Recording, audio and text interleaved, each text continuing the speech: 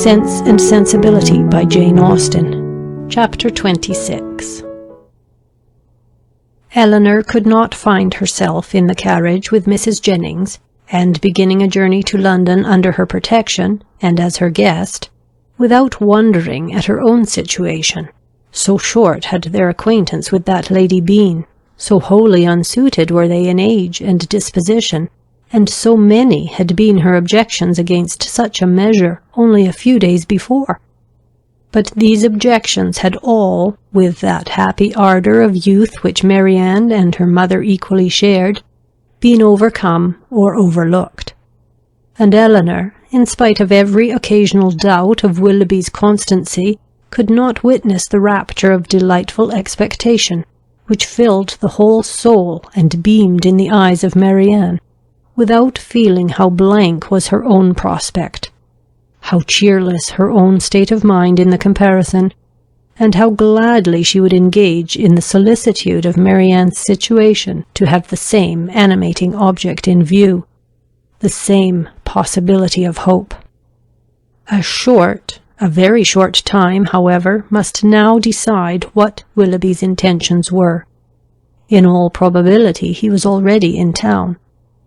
Marianne's eagerness to be gone declared her dependence on finding him there, and Eleanor was resolved not only upon gaining every new light as to his character, which her own observation or the intelligence of others could give her, but likewise upon watching his behaviour to her sister with such zealous attention as to ascertain what he was and what he meant, before many meetings had taken place. Should the result of her observations be unfavourable, she was determined at all events to open the eyes of her sister. Should it be otherwise, her exertions would be of a different nature. She must then learn to avoid every selfish comparison, and banish every regret which might lessen her satisfaction in the happiness of Marianne. They were 3 days on their journey, and Marianne's behaviour as they travelled was a happy specimen of what future complaisance and companionableness to Mrs. Jennings might be expected to be. She sat in silence almost all the way, wrapped in her own meditations, and scarcely ever voluntarily speaking, except when any object of picturesque beauty within their view drew from her an exclamation of delight exclusively addressed to her sister.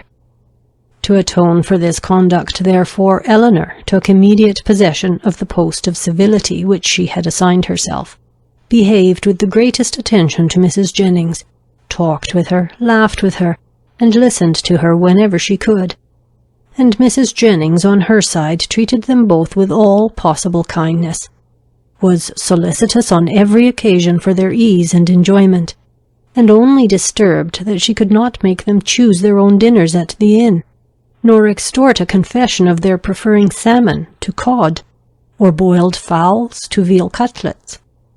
They reached town by 3 o'clock the 3rd day, glad to be released after such a journey from the confinement of a carriage, and ready to enjoy all the luxury of a good fire. The house was handsome, and handsomely fitted up, and the young ladies were immediately put in possession of a very comfortable apartment. It had formerly been Charlotte's, and over the mantelpiece still hung a landscape in coloured silks of her performance, in proof of her having spent 7 years at a great school in town to some effect. As dinner was not to be ready in less than 2 hours from their arrival, Eleanor determined to employ the interval in writing to her mother, and sat down for that purpose. In a few moments Marianne did the same. "I am writing home, Marianne," said Eleanor. "Had not you better defer your letter for a day or two?" "I am not going to write to my mother," replied Marianne hastily, and as if wishing to avoid any farther inquiry. Eleanor said no more. It immediately struck her that she must then be writing to Willoughby, and the conclusion which as instantly followed was, that, however mysteriously they might wish to conduct the affair, they must be engaged. This conviction, though not entirely satisfactory, gave her pleasure, and she continued her letter with greater alacrity. Marianne's was finished in a very few minutes. In length it could be no more than a note. It was then folded up, sealed, and directed with eager rapidity. Eleanor thought she could distinguish a large W in the direction, and no sooner was it complete than Marianne, ringing the bell, requested the footman who answered it to get that letter conveyed for her to the twopenny post. This decided the matter at once. Her spirits still continued very high, but there was a flutter in them which prevented their giving much pleasure to her sister, and this agitation increased as the evening drew on. She could scarcely eat any dinner, and when they afterwards returned to the drawing-room, seemed anxiously listening to the sound of every carriage. It was a great satisfaction to Eleanor that Mrs. Jennings, by being much engaged in her own room, could see little of what was passing. The tea-things were brought in, and already had Marianne been disappointed more than once by a rap at a neighbouring door, when a loud one was suddenly heard, which could not be mistaken for one at any other house. Eleanor felt secure of its announcing Willoughby's approach, and Marianne, starting up, moved towards the door. Everything was silent. This could not be borne many seconds. She opened the door, advanced a few steps towards the stairs, and after listening half a minute, returned into the room in all the agitation which a conviction of having heard him would naturally produce. In the ecstasy of her feelings at that instant, she could not help exclaiming, "Oh, Eleanor, it is Willoughby, indeed it is!" and seemed almost ready to throw herself into his arms, when Colonel Brandon appeared. It was too great a shock to be borne with calmness, and she immediately left the room. Eleanor was disappointed too, but at the same time her regard for Colonel Brandon ensured his welcome with her, and she felt particularly hurt that a man so partial to her sister should perceive that she experienced nothing but grief and disappointment in seeing him. She instantly saw that it was not unnoticed by him, that he even observed Marianne as she quitted the room with such astonishment and concern as hardly left him the recollection of what civility demanded towards herself. "Is your sister ill?" said he. Eleanor answered in some distress that she was, and then talked of headaches, low spirits, and over-fatigues, and of everything to which she could decently attribute her sister's behaviour. He heard her with the most earnest attention, but seeming to recollect himself, said no more on the subject, and began directly to speak of his pleasure at seeing them in London, making the usual inquiries about their journey and the friends they had left behind. In this calm kind of way, with very little interest on either side, they continued to talk, both of them out of spirits, and the thoughts of both engaged elsewhere. Eleanor wished very much to ask whether Willoughby were then in town, but she was afraid of giving him pain by any inquiry after his arrival, and at length, by way of saying something, she asked if he had been in London ever since she had seen him last. "Yes," he replied with some embarrassment. "almost ever since. I have been once or twice at Delaford for a few days. It has never been in my power to return to Barton." This, and the manner in which it was said, immediately brought back to her remembrance all the circumstances of his quitting that place, with the uneasiness and suspicions they had caused to Mrs. Jennings, and she was fearful that her question had implied much more curiosity on the subject than she had ever felt. Mrs. Jennings soon came in. "Oh, Colonel," said she, with her usual noisy cheerfulness, "I am monstrous glad to see you.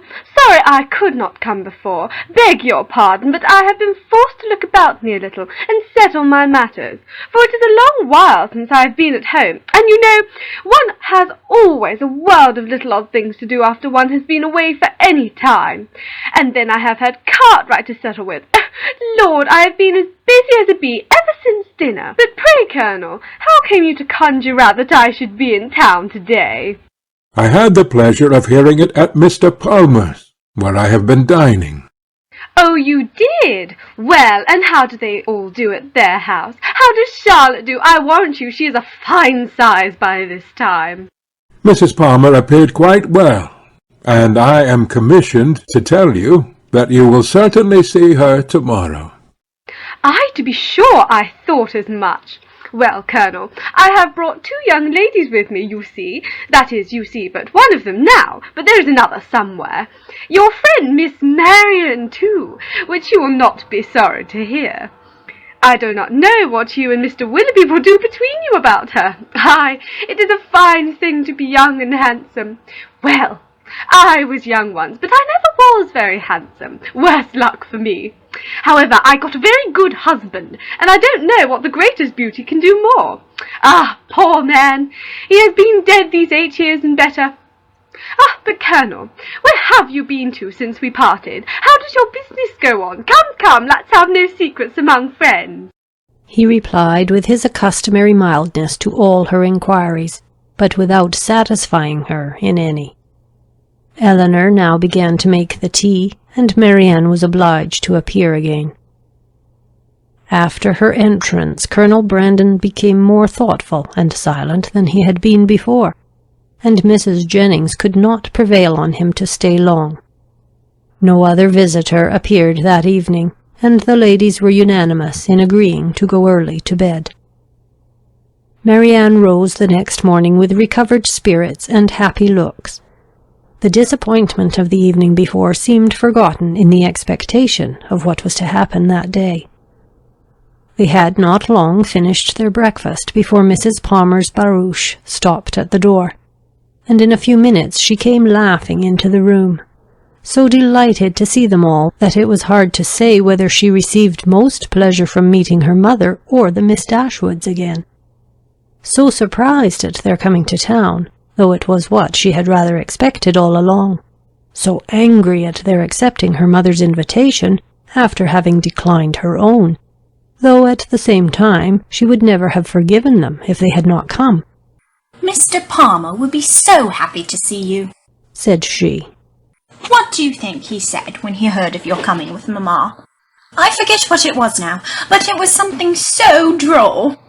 After an hour or two spent in what her mother called comfortable chat, or in other words, in every variety of inquiry concerning all their acquaintance on Mrs. Jennings's side, and in laughter without cause on Mrs. Palmer's, it was proposed by the latter that they should all accompany her to some shops where she had business that morning, to which Mrs. Jennings and Eleanor readily consented, as having likewise some purchases to make themselves.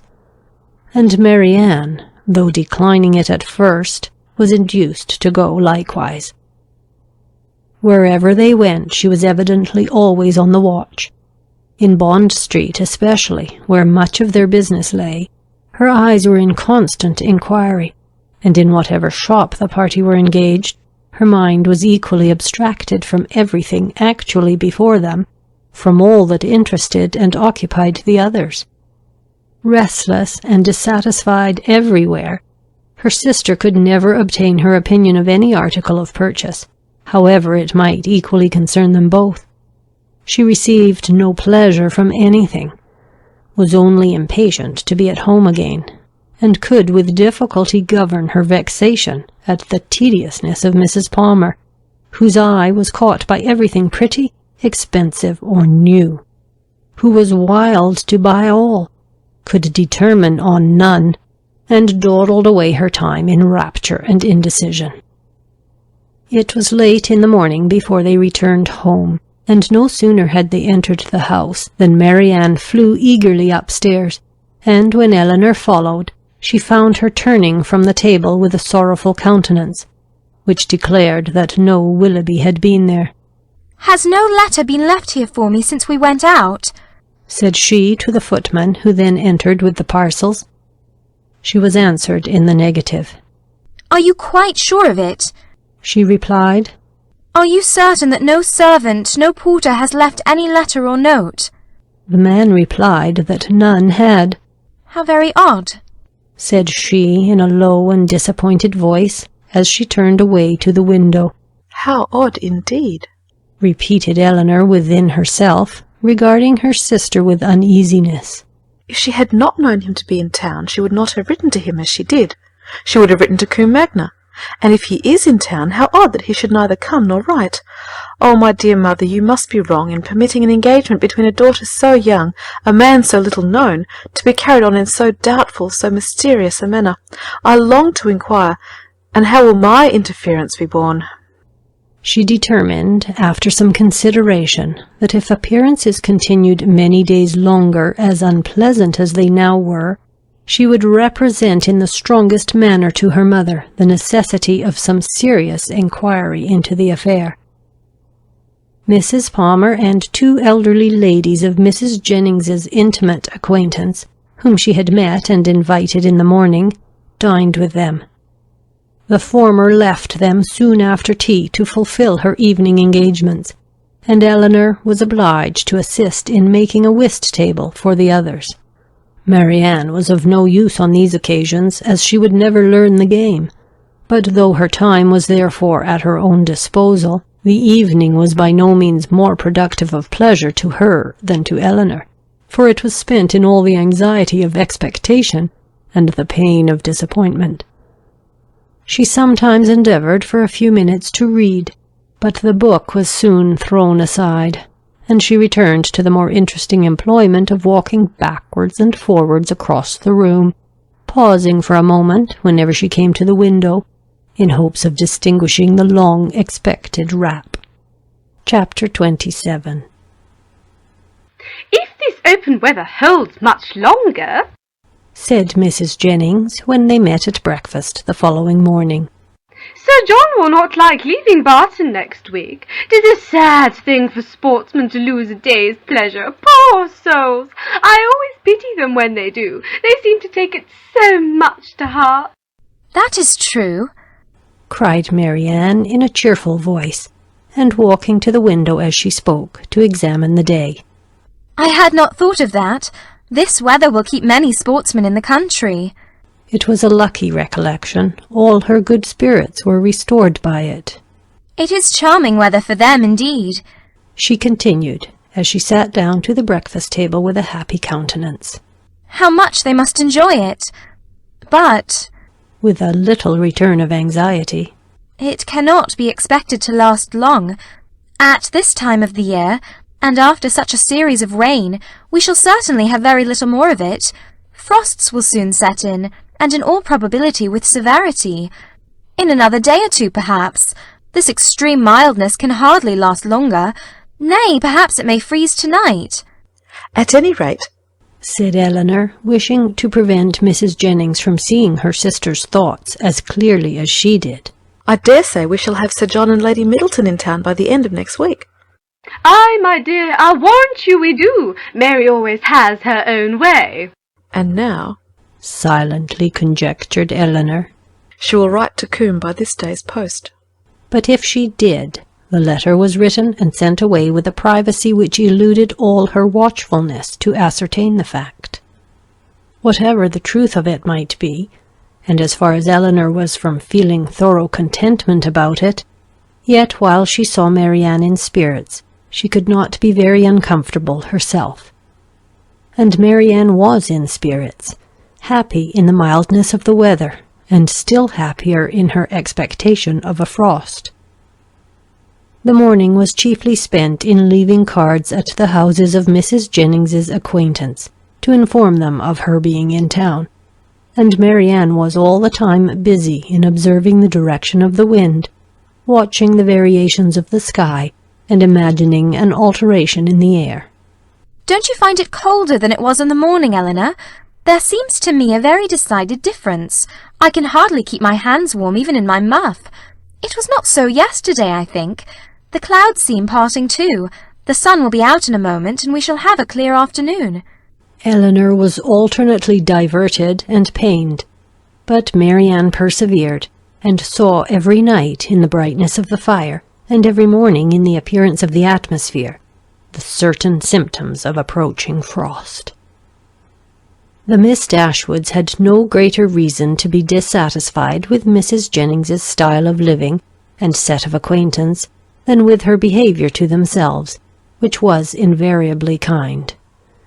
Everything in her household arrangements was conducted on the most liberal plan, and excepting a few old city friends whom, to Lady Middleton's regret, she had never dropped, she visited no one to whom an introduction could at all discompose the feelings of her young companions. Pleased to find herself more comfortably situated in that particular than she had expected, Eleanor was very willing to compound for the want of much real enjoyment from any of their evening parties, which, whether at home or abroad, formed only for cards, could have little to amuse her. Colonel Brandon, who had a general invitation to the house, was with them almost every day. He came to look at Marianne and talk to Eleanor, who often derived more satisfaction from conversing with him than from any other daily occurrence, but who saw at the same time with much concern his continued regard for her sister. She feared it was a strengthening regard. It grieved her to see the earnestness with which he often watched Marianne, and his spirits were certainly worse than when at Barton. About a week after their arrival, it became certain that Willoughby was also arrived. His card was on the table when they came in from the morning's drive. "Good God!"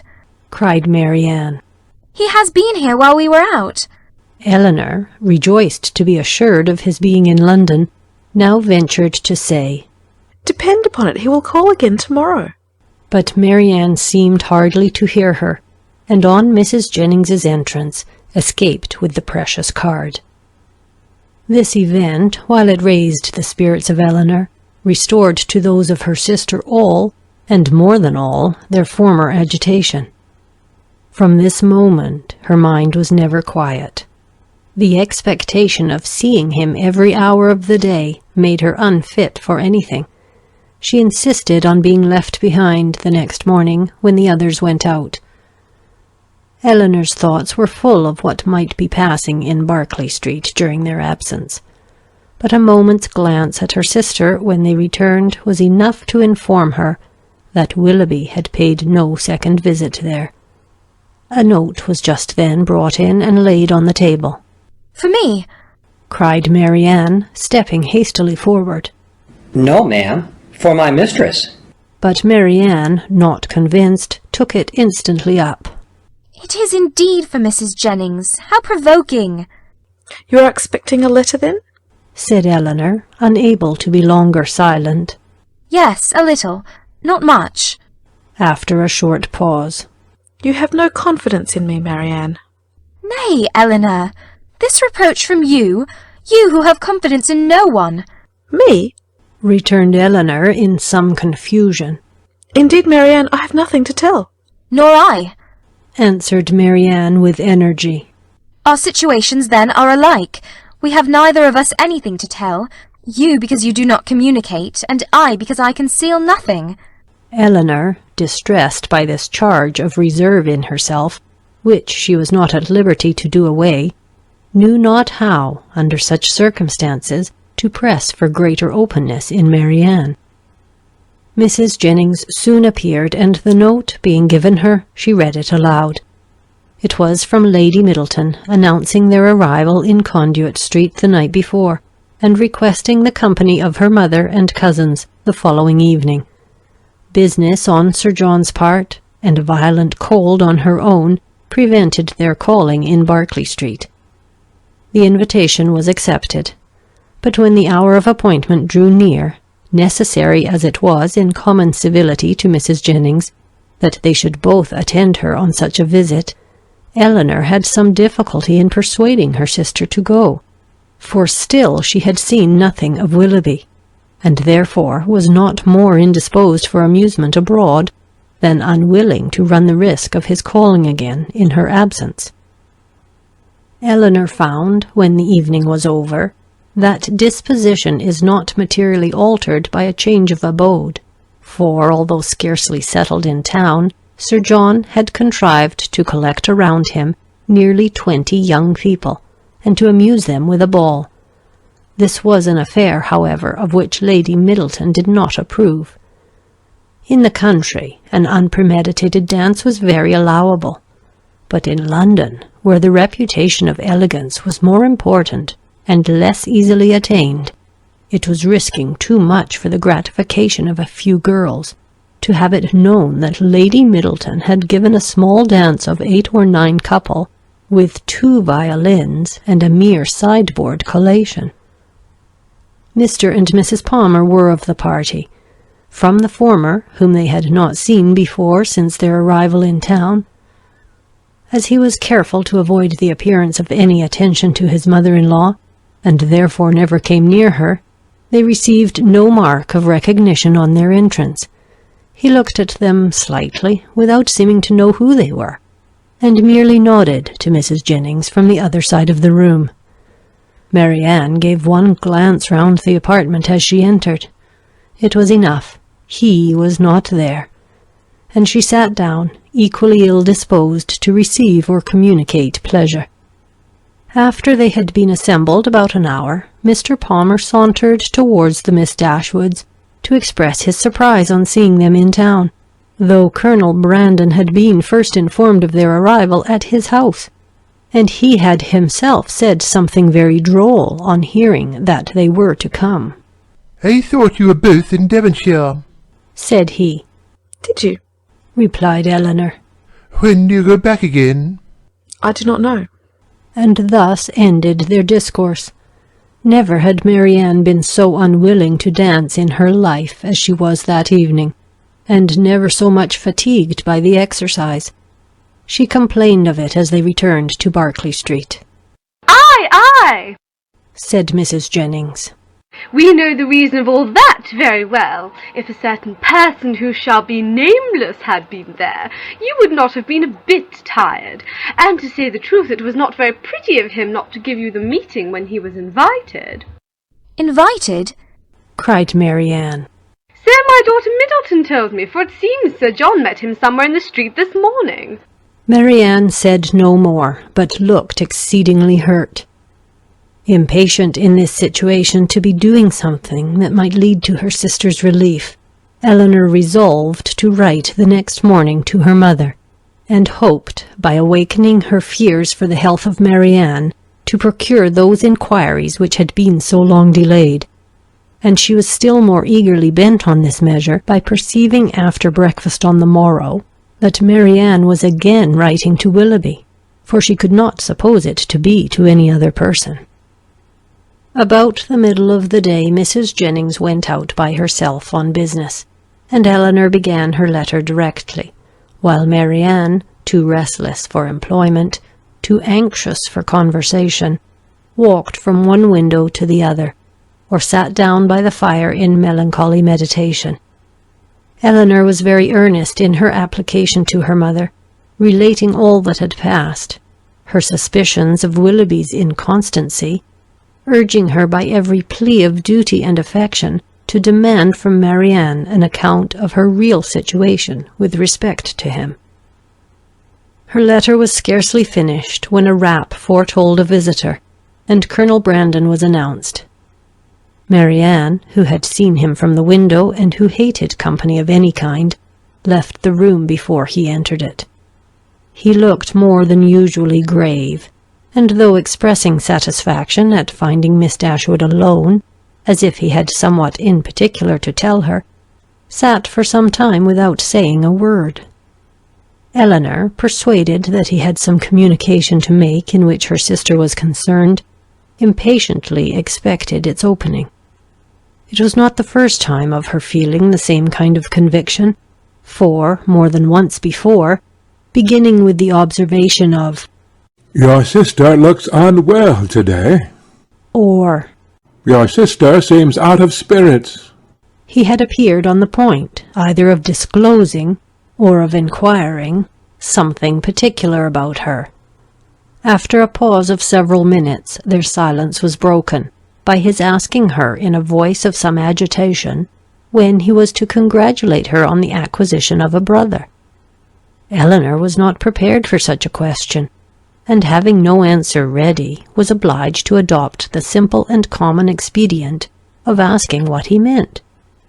He tried to smile as he replied, "Your sister's engagement to Mr. Willoughby is very generally known." "It cannot be generally known, returned Eleanor.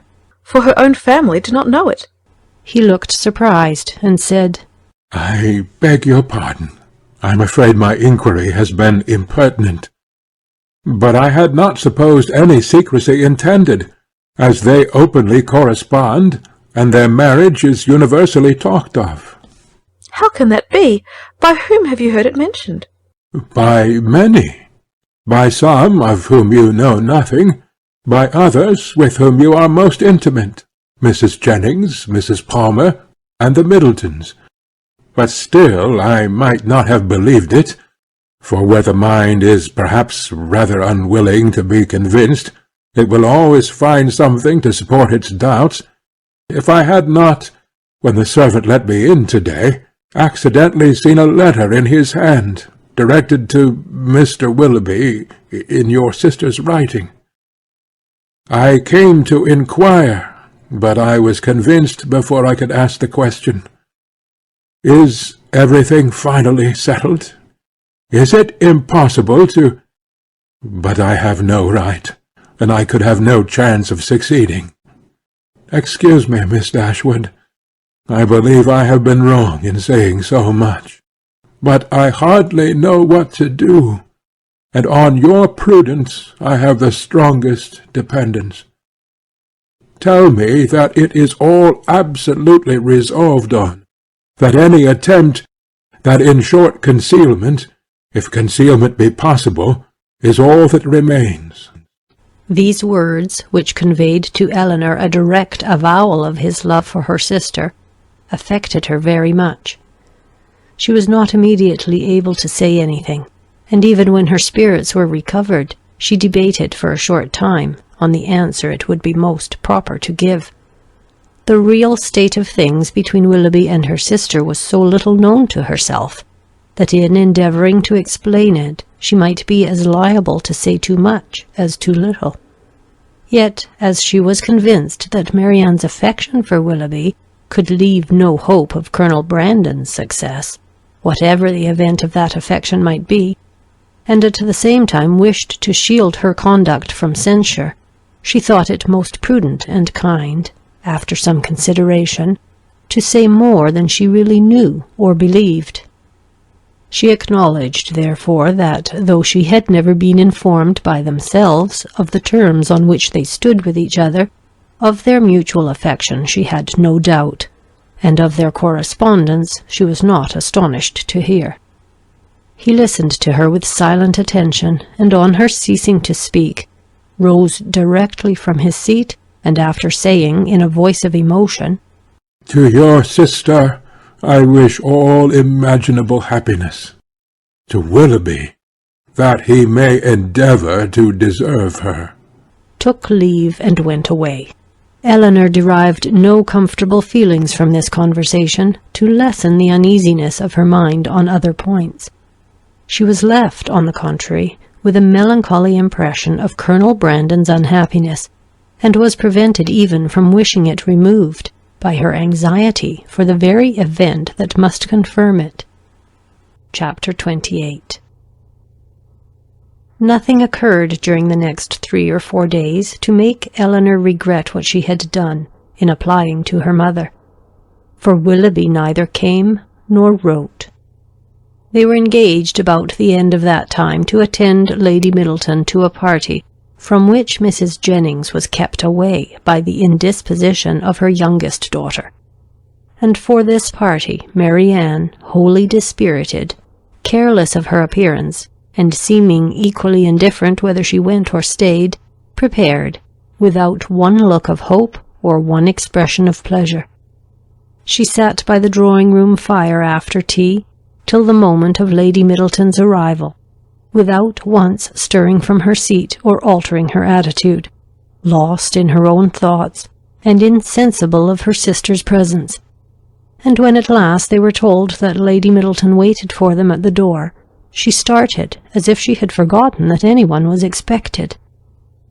They arrived in due time at the place of destination, and as soon as the string of carriages before them would allow, alighted, ascended the stairs, heard their names announced from one landing-place to another in an audible voice, and entered a room splendidly lit up, quite full of company, and insufferably hot. When they had paid their tribute of politeness by curtsying to the lady of the house, they were permitted to mingle in the crowd and take their share of the heat and inconvenience, to which their arrival must necessarily add. After some time spent in saying little or doing less, Lady Middleton sat down to Casino, and as Marianne was not in spirits for moving about, she and Eleanor, luckily succeeding to chairs, placed themselves at no great distance from the table. They had not remained in this manner long before Eleanor perceived Willoughby, standing within a few yards of them, in earnest conversation with a very fashionable-looking young woman. She soon caught his eye, and he immediately bowed, but without attempting to speak to her or to approach Marianne, though he could not but see her, and then continued his discourse with the same lady. Eleanor turned involuntarily to Marianne to see whether it could be unobserved by her. At that moment she first perceived him, and her whole countenance glowing with sudden delight, she would have moved towards him instantly, had not her sister caught hold of her. "Good heavens!" she exclaimed. "He is there! He is there! Oh, why does he not look at me? Why cannot I speak to him?" Pray, pray be composed, cried Eleanor. and do not betray what you feel to everybody present. Perhaps he has not observed you yet. This, however, was more than she could believe herself, and to be composed at such a moment was not only beyond the reach of Marianne, it was beyond her wish. She sat in an agony of impatience which affected every feature. At last he turned round again and regarded them both. She started up, and pronouncing his name in a tone of affection, held out her hand to him. He approached, and addressing himself rather to Eleanor than Marianne, as if wishing to avoid her eye, and determined not to observe her attitude, inquired in a hurried manner after Mrs. Dashwood, and asked how long they had been in town. Eleanor was robbed of all presence of mind by such an address, and was unable to say a word. But the feelings of her sister were instantly expressed. Her face was crimsoned over, and she exclaimed, in a voice of the greatest emotion, "Good God! Willoughby, what is the meaning of this? Have you not received my letters? Will you not shake hands with me?" He could not then avoid it, but her touch seemed painful to him, and he held her hand only for a moment. During all this time he was evidently struggling for composure. Eleanor watched his countenance and saw its expression becoming more tranquil. After a moment's pause, he spoke with calmness. "I did myself the honour of calling in Berkeley Street last Tuesday, and very much regretted that I was not fortunate enough to find yourselves and Mrs. Jennings at home. My car was not lost, I hope." "But have you not received my notes?" cried Marianne in the wildest anxiety. "Here is some mistake, I am sure, some dreadful mistake. What can be the meaning of it? Tell me, Willoughby, for heaven's sake, tell me, what is the matter?" He made no reply.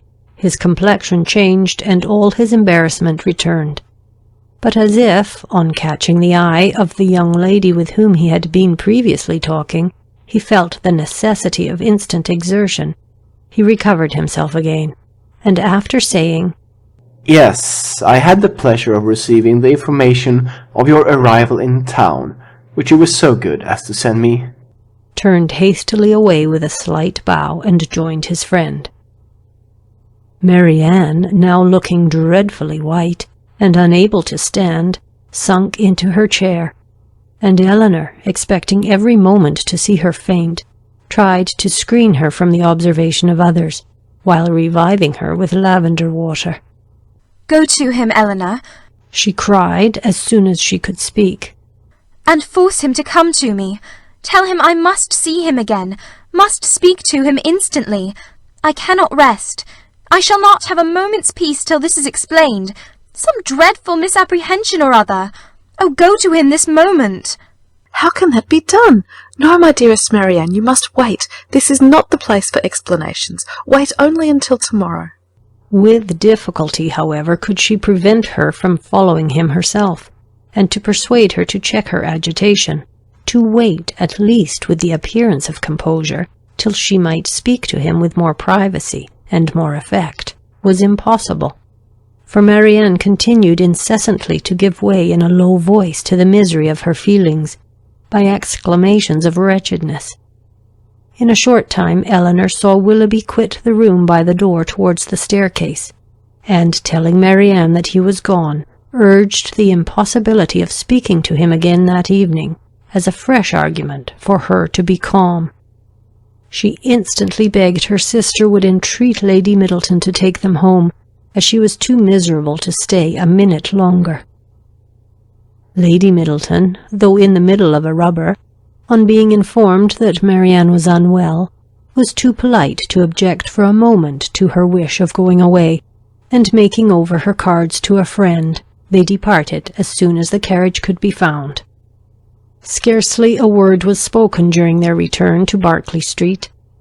Marianne was in a silent agony, too much oppressed even for tears, but as Mrs. Jennings was luckily not come home, they could go directly to their own room, where Hartshorn restored her a little to herself. She was soon undressed and in bed, and as she seemed desirous of being alone, her sister then left her, and while she waited the return of Mrs. Jennings, had leisure enough for thinking over the past. That some kind of engagement had subsisted between Willoughby and Marianne she could not doubt, and that Willoughby was weary of it seemed equally clear, for however Marianne might still feed her own wishes, she could not attribute such behaviour to mistake or misapprehension of any kind. Nothing but a thorough change of sentiment could account for it. Her indignation would have been still stronger than it was, had she not witnessed that embarrassment which seemed to speak a consciousness of his own misconduct, and prevented her from believing him so unprincipled as to have been sporting with the affections of her sister from the first, without any design that would bear investigation. Absence might have weakened his regard, and convenience might have determined him to overcome it, but that such a regard had formerly existed, she could not bring herself to doubt. As for Marianne, on the pangs which so unhappy a meeting must already have given her, and on those still more severe which might await her in its probable consequence, she could not reflect without the deepest concern. Her own situation gained in the comparison, for while she could esteem Edward as much as ever, however they might be divided in future, her mind might be always supported. But every circumstance that could embitter such an evil seemed uniting to heighten the misery of Marianne in a final separation from Willoughby, in an immediate and irreconcilable rupture with him. Chapter 29. Before the housemaid had lit their fire the next day, or the sun gained any power over a cold, gloomy morning in January, Marianne, only half dressed, was kneeling against one of the window-seats, for the sake of all the little light she could command from it, and writing as fast as a continual flow of tears would permit her. In this situation, Eleanor, roused from sleep by her agitation and sobs, first perceived her, and after observing her for a few moments with silent anxiety, said, in a tone of the most considerate gentleness, "Marianne, may I ask—" "No, Eleanor," she replied. "Ask nothing. You will soon know all." The sort of desperate calmness with which this was said lasted no longer than while she spoke, and was immediately followed by a return of the same excessive affliction. It was some minutes before she could go on with her letter, and the frequent bursts of grief which still obliged her, at intervals, to withhold her pen, were proofs enough of her feeling how more than probable it was that she was writing, for the last time, to Willoughby. Eleanor paid her every quiet and unobtrusive attention in her power, and she would have tried to soothe and tranquilize her still more, had not Marianne entreated her, with all the eagerness of the most nervous irritability, not to speak to her for the world. In such circumstances it was better for both that they should not be long together, and the restless state of Marianne's mind not only prevented her from remaining in the room a moment after she was dressed, but requiring at once solitude and continual change of place, made her wander about the house till breakfast time, avoiding the sight of everybody. At breakfast she neither ate nor attempted to eat anything, and Eleanor's attention was then all employed, not in urging her, not in pitying her, nor in appearing to regard her, but in endeavouring to engage Mrs. Jennings's notice entirely to herself. As this was a favourite meal with Mrs. Jennings, it lasted a considerable time, and they were just setting themselves, after it, round the common working table, when a letter was delivered to Marianne, which she eagerly caught from the servant, and, turning of a death-like paleness, instantly ran out of the room.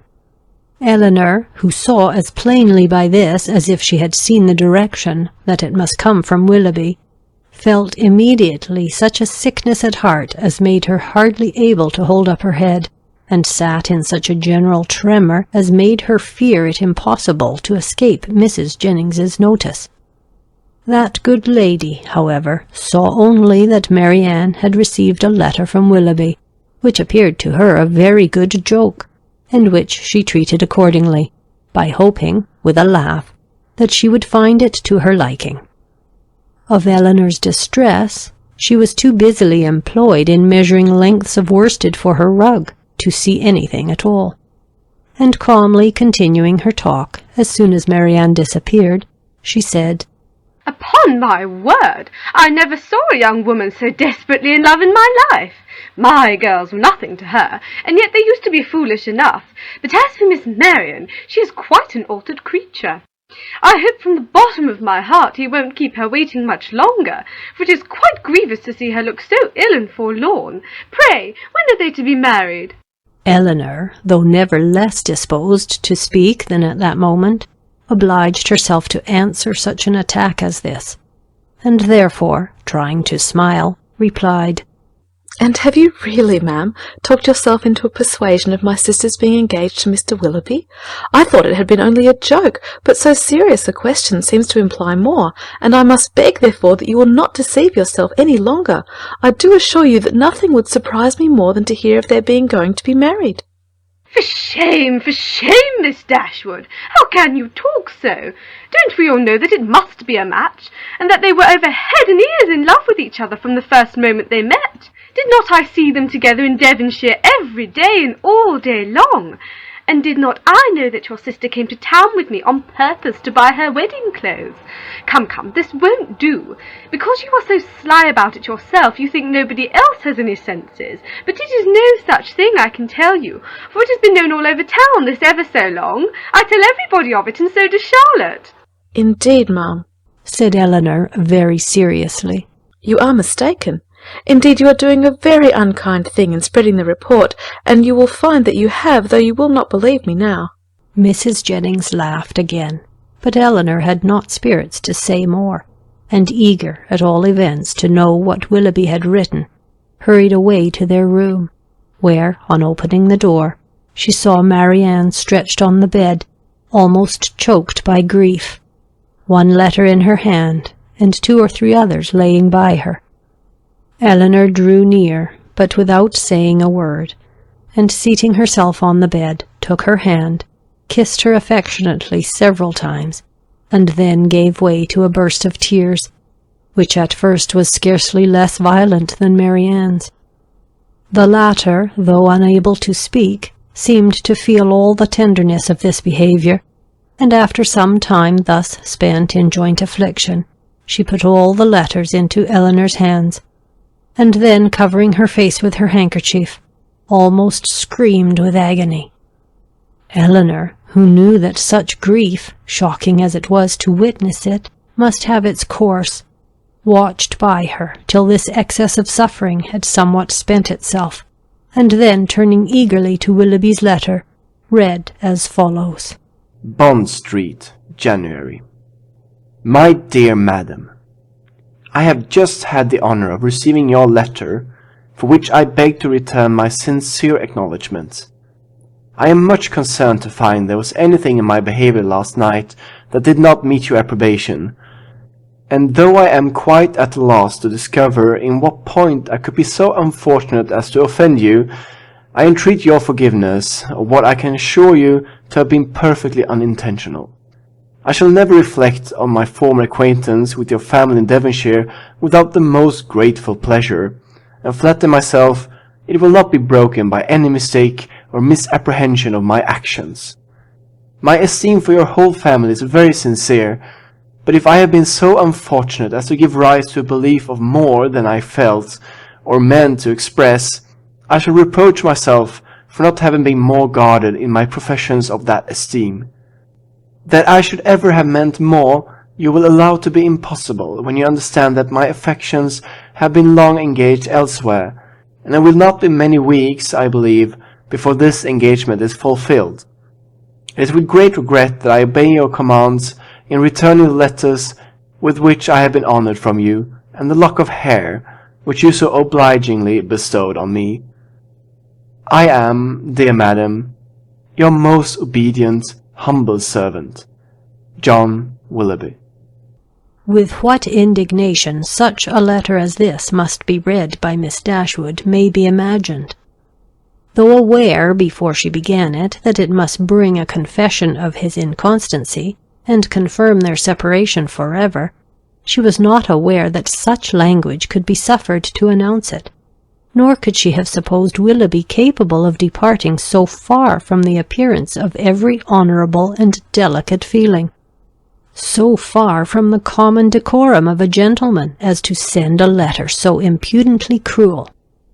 A letter which, instead of bringing with his desire of a release any professions of regret, acknowledged no breach of faith, denied all peculiar affection whatever, a letter of which every line was an insult, and which proclaimed its writer to be deep in hardened villainy. She paused over it for some time with indignant astonishment, then read it again and again. But every perusal only served to increase her abhorrence of the man, and so bitter were her feelings against him, that she dared not trust herself to speak, lest she might wound Marianne still deeper by treating their disengagement not as a loss to her of any possible good, but as an escape from the worst and most irremediable of all evils, a connection for life with an unprincipled man, as a deliverance the most real, a blessing the most important.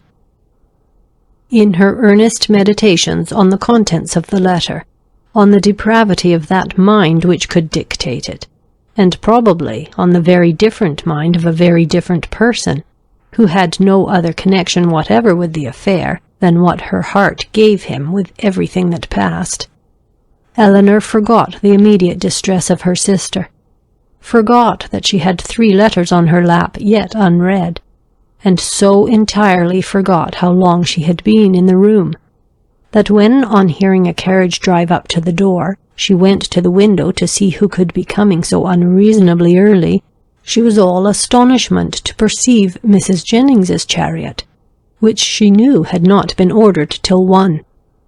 Determined not to quit Marianne, though hopeless of contributing, at present, to her ease, she hurried away to excuse herself from attending Mrs. Jennings, on account of her sister being indisposed. Mrs. Jennings, with a thoroughly good-humoured concern for its cause, admitted the excuse most readily, and Elinor, after seeing her safe off, returned to Marianne, whom she found attempting to rise from the bed, and whom she reached just in time to prevent her from falling on the floor, faint and giddy from a long want of proper rest and food, for it was many days since she had any appetite, and many nights since she had really slept.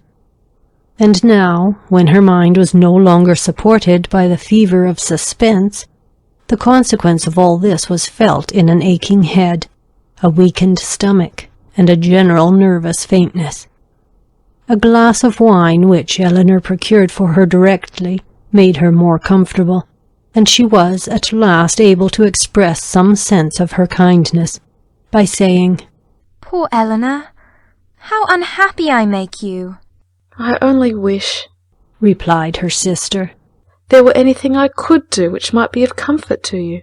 This, as everything else would have been, was too much for Marianne, who could only exclaim, in the anguish of her heart, "Oh, Eleanor, I am miserable indeed," before her voice was entirely lost in sobs. Eleanor could no longer witness this torrent of unresisted grief in silence. "Exert yourself, dear Marianne," she cried.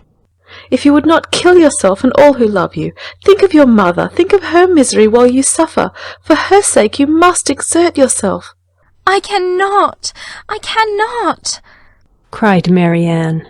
Leave me if I distress you. Leave me, hate me, forget me, but do not torture me so. Oh, how easy for those who have no sorrow of their own to talk of exertion. Happy, happy Eleanor, you cannot have an idea of what I suffer." "Do you call me happy, Marianne? Ah, if you knew! And can you believe me to be so when I see you so wretched?" Forgive me, forgive me." Throwing her arms round her sister's neck. "I know you feel for me. I know what a heart you have, but yet you must be happy. Edward loves you. What can do away such happiness as that?" "Many, many circumstances," said Eleanor solemnly. "No, no, no!" cried Marianne wildly. "He loves you and only you. You can have no grief." "I can have no pleasure while I see you in this state." "And you will never see me otherwise. Mine is a misery which nothing can do away." "You must not talk so, Marianne. Have you no comforts, no friends? Is your loss such as leaves no opening for consolation? Much as you suffer now, think of what you would have suffered if the discovery of his character had been delayed to a later period, if your engagement had been carried on for months and months, as it might have been, before he chose to put an end to it. Every additional day of unhappy confidence on your side would have made the blow more dreadful." "Engagement?" cried Marianne. "There has been no engagement." "No engagement?" "No, he is not so unworthy as you believe him.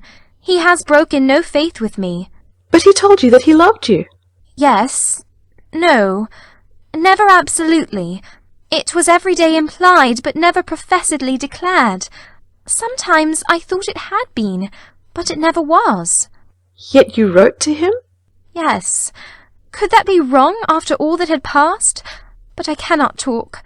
Eleanor said no more, and turning again to the 3 letters which now raised a much stronger curiosity than before, directly ran over the contents of all. The first, which was what her sister had sent him on their arrival in town, was to this effect. Berkeley Street, January. How surprised you will be, Willoughby, on receiving this. And I think you will feel something more than surprise when you know that I am in town. An opportunity of coming hither, though with Mrs. Jennings, was a temptation we could not resist. I wish you may receive this in time to come here tonight, but I will not depend on it. At any rate, I shall expect you tomorrow. For the present, adieu. M.D. Her second note, which had been written on the morning after the dance at the Middletons, was in these words. I cannot express my disappointment in having missed you the day before yesterday, nor my astonishment at not having received any answer to a note which I sent you above a week ago. I have been expecting to hear from you, and still more to see you every hour of the day. Pray call again as soon as possible, and explain the reason of my having expected this in vain.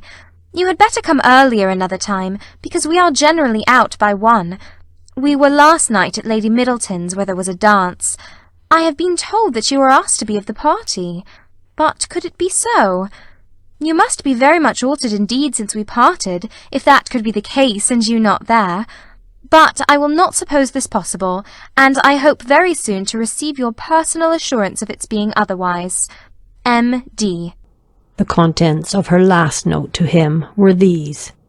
What am I to imagine, Willoughby, by your behaviour last night? Again I demand an explanation of it. I was prepared to meet you with the pleasure which our separation naturally produced, with the familiarity which our intimacy at Barton appeared to me to justify. I was repulsed indeed. I have passed a wretched night in endeavouring to excuse a conduct which can scarcely be called less than insulting.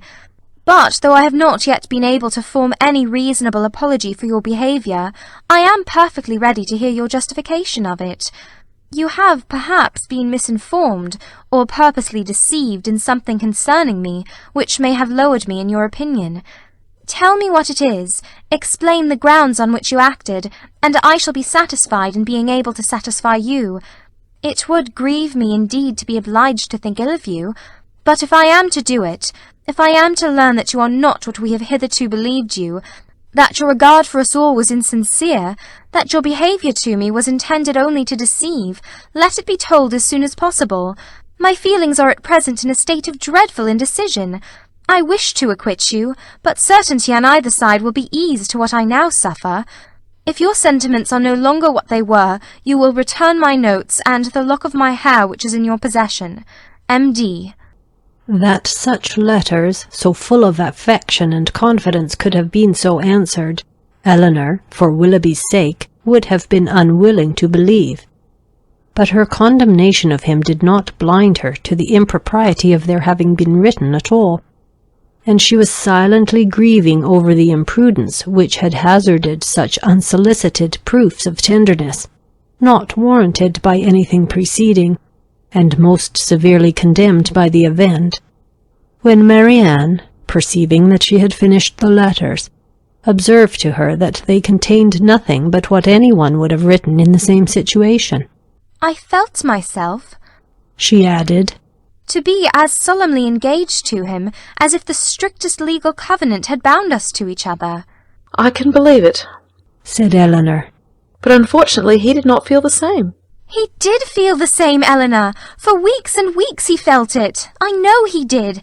Whatever may have changed him now, and nothing but the blackest art employed against me can have done it, I was once as dear to him as my own soul could wish. This lock of hair, which now he can so readily give up, was begged of me with the most earnest supplication. Had you seen his look, his manner, had you heard his voice at that moment? Have you forgot the last evening of our being together at Barton? The morning that we parted, too, when he told me that it might be many weeks before we met again. His distress. Can I ever forget his distress? For a moment or two she could say no more, but when this emotion had passed, she added in a firmer tone, Eleanor, I have been cruelly used, but not by Willoughby. Dearest Marianne, who but himself? By whom can he have been instigated? By all the world rather than by his own heart. I could rather believe every creature of my acquaintance leagued together to ruin me in his opinion, than believe his nature capable of such cruelty. This woman of whom she writes, whoever she be, or any one, in short, but your own dear self, mamma, and Edward, may have been so barbarous to belie me. Beyond you three, is there a creature in the world whom I would not rather suspect of evil than Willoughby, whose heart I know so well? Eleanor would not contend, and only replied, Whoever may have been so detestably your enemy, let them be cheated of their malignant triumph, my dear sister, by seeing how nobly the consciousness of your own innocence and good intentions supports your spirits. It is a reasonable and laudable pride which resists such malevolence. No, no, cried Marianne. Misery such as mine has no pride. I care not who knows that I am wretched. The triumph of seeing me so may be open to all the world. Eleanor, they who suffer little may be proud and independent as they like, may resist insult or return mortification, but I cannot. I must feel, I must be wretched, and they are welcome to enjoy the consciousness of it that can. But for my mother's sake and mine. I would do more than for my own, but to appear happy when I am so miserable. Oh, who can require it? Again they were both silent. Eleanor was employed in walking thoughtfully from the fire to the window, from the window to the fire, without knowing that she received warmth from one, or discerning objects through the other. and Marianne, seated at the foot of the bed, with her head leaning against one of its posts, again took up Willoughby's letter, and after shuddering over every sentence, exclaimed, "It is too much! Oh, Willoughby, Willoughby, could this be yours? Cruel, cruel, nothing can acquit you. Eleanor, nothing can. Whatever he might have heard against me, ought he not to have suspended his belief? Ought he not to have told me of it, to have given me the power of clearing myself? The lock of hair," repeating it from the letter, "which you so obligingly bestowed on me, that is unpardonable. Willoughby, where was your heart when you wrote these words? Oh, barbarously insolent! Eleanor, can he be justified?" No, Marianne, in no possible way. And yet this woman, who knows what her art may have been, how long it may have been premeditated, and how deeply contrived by her? Who is she? Who can she be? Whom did I ever hear him talk of as young and attractive among his female acquaintance? Oh, no one, no one. He talked to me only of myself. Another pause ensued. Marianne was greatly agitated, and it ended thus. "Eleanor, I must go home. I must go and comfort mamma. Cannot we be gone tomorrow?" Tomorrow, Marianne? "Yes, why should I stay here? I came only for Willoughby's sake, and now who cares for me? Who regards me?" It would be impossible to go tomorrow. We owe Mrs. Jennings much more than that civility, and civility of the commonest kind must prevent such a hasty removal as that. "Well, then, another day or two, perhaps. But I cannot stay here long. I cannot stay to endure the questions and remarks of all these people. The Middletons and Palmers. How am I to bear their pity? The pity of such a woman as Lady Middleton. Oh, what would he say to that?" Eleanor advised her to lie down again, and for a moment she did so, but no attitude could give her ease, and in restless pain of mind and body she moved from one posture to another, till, growing more and more hysterical, her sister could with difficulty keep her on the bed at all, and for some time was fearful of being constrained to call for assistance. Some lavender drops, however, which she was at length persuaded to take, were of use, and from that time till Mrs. Jennings returned, she continued on the bed, quiet and motionless. Chapter 30. Mrs. Jennings came immediately to their room on her return, and without waiting to have her request of admittance answered, opened the door and walked in with a look of real concern. "How do you do, my dear?" said she in a voice of great compassion to Marianne, who turned away her face without attempting to answer. "How is she, Miss Dashwood? Poor thing, she looks very bad. No wonder. Ay, it is but too true.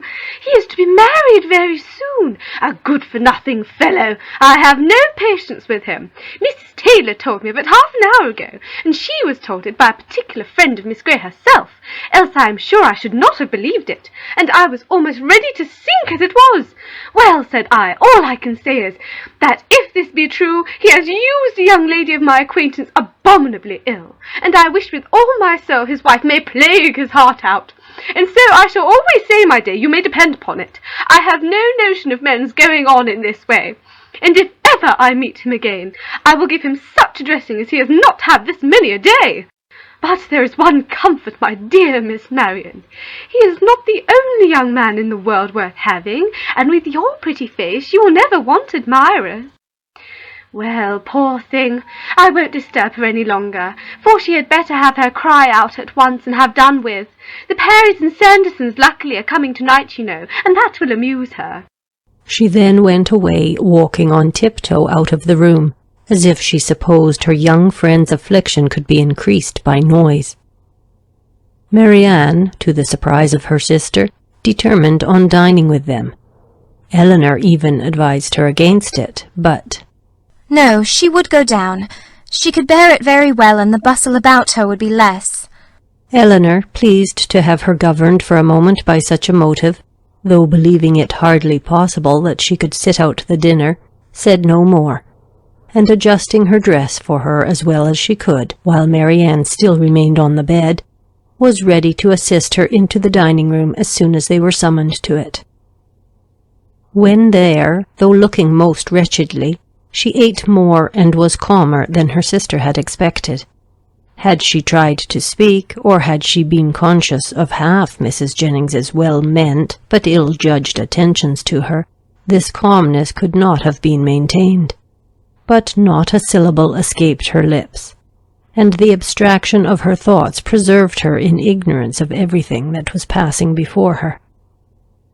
Eleanor, who did justice to Mrs. Jennings's kindness, though its effusions were often distressing, and sometimes almost ridiculous, made her those acknowledgments, and returned her those civilities which her sister could not make or return for herself. Their good friend saw that Marianne was unhappy, and felt that everything was due to her which might make her at all less so. She treated her, therefore, with all the indulgent fondness of a parent towards a favourite child on the last day of its holidays. Marianne was to have the best place by the fire, was to be tempted to eat by every delicacy in the house, and to be amused by the relation of all the news of the day. Had not Eleanor, in the sad countenance of her sister, seen a check to all mirth, she could have been entertained by Mrs. Jennings's endeavours to cure a disappointment in love by a variety of sweetmeats and olives and a good fire. As soon, however, as the consciousness of all this was forced by continual repetition on Marianne, she could stay no longer. With a hasty exclamation of misery, and a sign to her sister not to follow her, she directly got up and hurried out of the room. Poor soul! Cried Mrs. Jennings as soon as she was gone. How it grieves me to see her, and I declare if she is not gone away without finishing her wine, and then the dried cherries too. Lord, nothing seems to do her any good. I'm sure if I knew of anything she would like, I would send all over the town for it. Well, it is the oddest thing to me that a man should use such a pretty girl so ill. But when there is plenty of money on one side and next to none on the other, Lord bless you, they care no more about such things. The lady, then, Miss Grey, I think you called her, is very rich?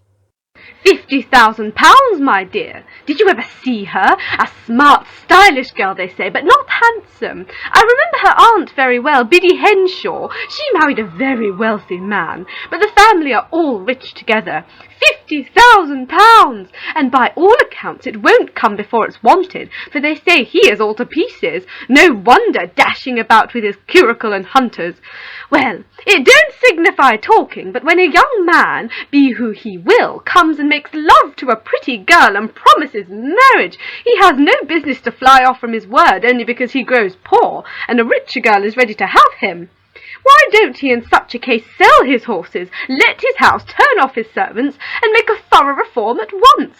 I warrant you Miss Marian would have been ready to wait till matters came round, but that won't do nowadays.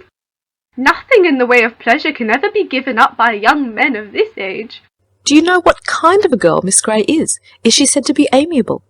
I never heard any harm of her. Indeed, I hardly ever heard her mentioned, except that Mrs. Taylor did say this morning that one day Miss Walker hinted to her that she believed Mr. and Mrs. Ellison would not be sorry to have Miss Grey married, for she and Mrs. Ellison could never agree. And who are the Ellisons? Her guardians, my dear. But now she is of age and may choose for herself, and a pretty choice she has made. What now? After pausing a moment.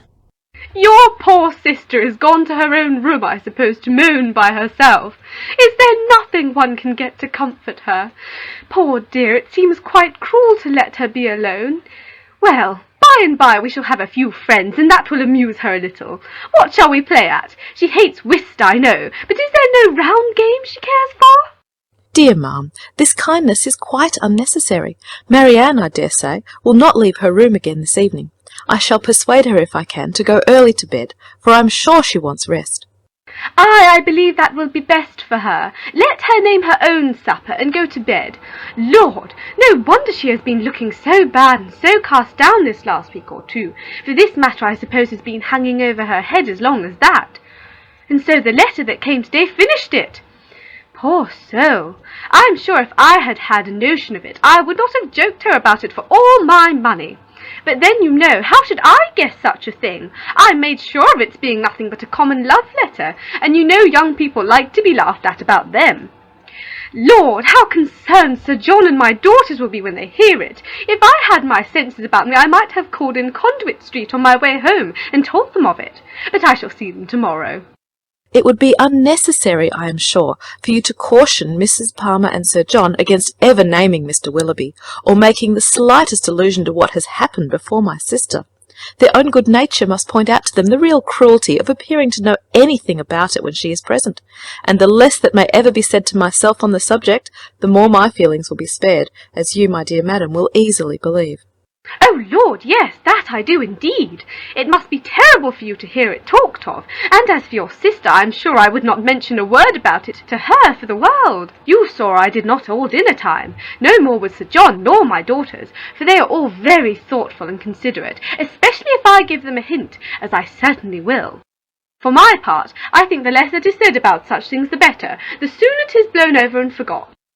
And what does talking ever do, you know? In this affair it can only do harm, more so perhaps than in many cases of a similar kind, for it has been attended by circumstances which, for the sake of every one concerned in it, make it unfit to become the public conversation. I must do this justice to Mr. Willoughby. He has broken no positive engagement with my sister. Law, my dear, don't pretend to defend him. No positive engagement indeed, after taking her all over Allenham House and fixing on the very rooms they were to live in hereafter. Eleanor, for her sister's sake, could not press the subject farther, and she hoped it was not required of her for Willoughby's, since, though Marianne might lose much, he could gain very little by the enforcement of the real truth. After a short silence on both sides, Mrs. Jennings, with all her natural hilarity, burst forth again. Well, my dear, 'tis a true saying about an ill wind, for it will be all the better for Colonel Brandon. He will have her at last, aye, that he will. Mind me now, if they ain't married by midsummer. Lord, how he'll chuckle over this news. I hope he will come tonight. It will be all the one the better match for your sister. 2,000 a year without debt or drawback, except this love-child, indeed. I had forgotten about her. But she may be prenticed out at a small cost, and then what does it signify?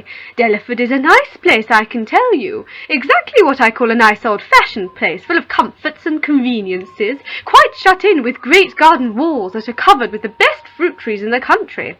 And such a mulberry tree in one corner. Lord, how Charlotte and I did stuff the only time we were there. Then there is a dovecote, some delightful stew ponds, and a very pretty canal, and everything in short that one could wish for. And moreover, it is close to the church, and only a quarter of a mile from the turnpike road, so it is never dull. For if you only go and sit up in an old yew arbour behind the house, you may see all the carriages that pass along. Oh, 'tis a nice place, a butcher hard by in the village, and the parsonage house within a stone's throw, to my fancy 1,000 times prettier than Barton Park, where they are forced to send 3 miles for their meat, and have not a neighbour nearer than your mother. Well, I shall spirit up the Colonel as soon as I can. One shoulder of mutton, you know, drives another down, if we can but put Willoughby out of her head. Ay, and if we can do that, ma'am, said Eleanor, we shall do very well, with or without Colonel Brandon. And then, rising, she went away to join Marianne, whom she found, as she expected, in her own room, leaning in silent misery over the small remains of a fire, which, till Eleanor's entrance, had been her only light. "You had better leave me," was all the notice that her sister received from her. "I will leave you," said Eleanor, "if you will go to bed." But this, from the momentary perverseness of impatient suffering, she at first refused to do. Her sister's earnest, though gentle persuasion, however, soon softened her to compliance, and Eleanor saw her lay her aching head on the pillow, and, as she hoped, in a way to get some quiet rest before she left her. In the drawing-room, whither she then repaired, she was soon joined by Mrs. Jennings with a wine-glass full of something in her hand. My dear, said she, entering, I have just recollected that I have some of the finest old Constantinia wine in the house that ever was tasted, so I have brought a glass of it for your sister. My poor husband, how fond he was of it! Whenever he had a touch of his old colicky gout, he said it did him more good than anything else in the world. Do take it to your sister. Dear ma'am, replied Eleanor, smiling at the difference of the complaints for which it was recommended. how good you are! But I have just left Marianne in bed, and I hope almost asleep. And as I think nothing will be of so much service to her as rest, if you will give me leave, I will drink the wine myself. Mrs. Jennings, though regretting that she had not been 5 minutes earlier, was satisfied with the compromise, and Eleanor, as she swallowed the chief of it, reflected that, though its effects on a colicky gout were, at present, of little importance to her, its healing powers, on a disappointed heart, might be as reasonably tried on herself as on her sister. Colonel Brandon came in while the party were at tea, and by his manner of looking round the room for Marianne, Eleanor immediately fancied that he neither expected nor wished to see her there, and, in short, that he was already aware of what occasioned her absence. Mrs. Jennings was not struck by the same thought, for soon after his entrance she walked across the room to the tea-table where Eleanor presided, and whispered, The Colonel looks as grave as ever, you see. He knows nothing of it. Do tell him, my dear. He shortly afterwards drew a chair close to hers, and with a look which perfectly assured her of his good information, inquired after her sister. Marianne is not well, said she. She has been indisposed all day, and we have persuaded her to go to bed. Perhaps, then, he hesitatingly replied, what I heard this morning there may be more truth in it than I could believe possible at first. What did you hear? That a gentleman, whom I had reason to think, in short, that a man whom I knew to be engaged, but how shall I tell you? If you know it already, as surely you must, I may be spared. You mean? Answered Eleanor with forced calmness. Mr. Willoughby's marriage with Miss Grey. Yes, we do know it all. This seems to have been a day of general elucidation, for this very morning first unfolded it to us. Mr. Willoughby is unfathomable. Where did you hear it? In a stationer's shop in Pall Mall, where I had business. 2 ladies were waiting for their carriage, and one of them was giving the other an account of the intended match in a voice so little attempting concealment that it was impossible for me not to hear all. The name of Willoughby, John Willoughby, frequently repeated, first caught my attention, and what followed was a positive assertion that everything was now finally settled respecting his marriage to Miss Grey. It was no longer to be a secret. It would take place even within a few weeks, with many particulars of preparations and other matters. One thing especially I remember, because it served to identify the man still more. As soon as the ceremony was over, they were to go to Combe Magna, his seat in Somersetshire. My astonishment! But it would be impossible to describe what I felt. The communicative lady I learnt on inquiry, for I stayed in the shop till they were gone, was a Mrs. Ellison, and that, as I have been since informed, is the name of Miss Grey's guardian. It is, but have you likewise heard that Miss Grey has £50,000? In that, if in anything, we may find an explanation. It may be so, but Willoughby is capable, at least I think. He stopped a moment, then added in a voice which seemed to distrust itself. And your sister, how did she? Her sufferings have been very severe. I have only to hope that they may be proportionately short.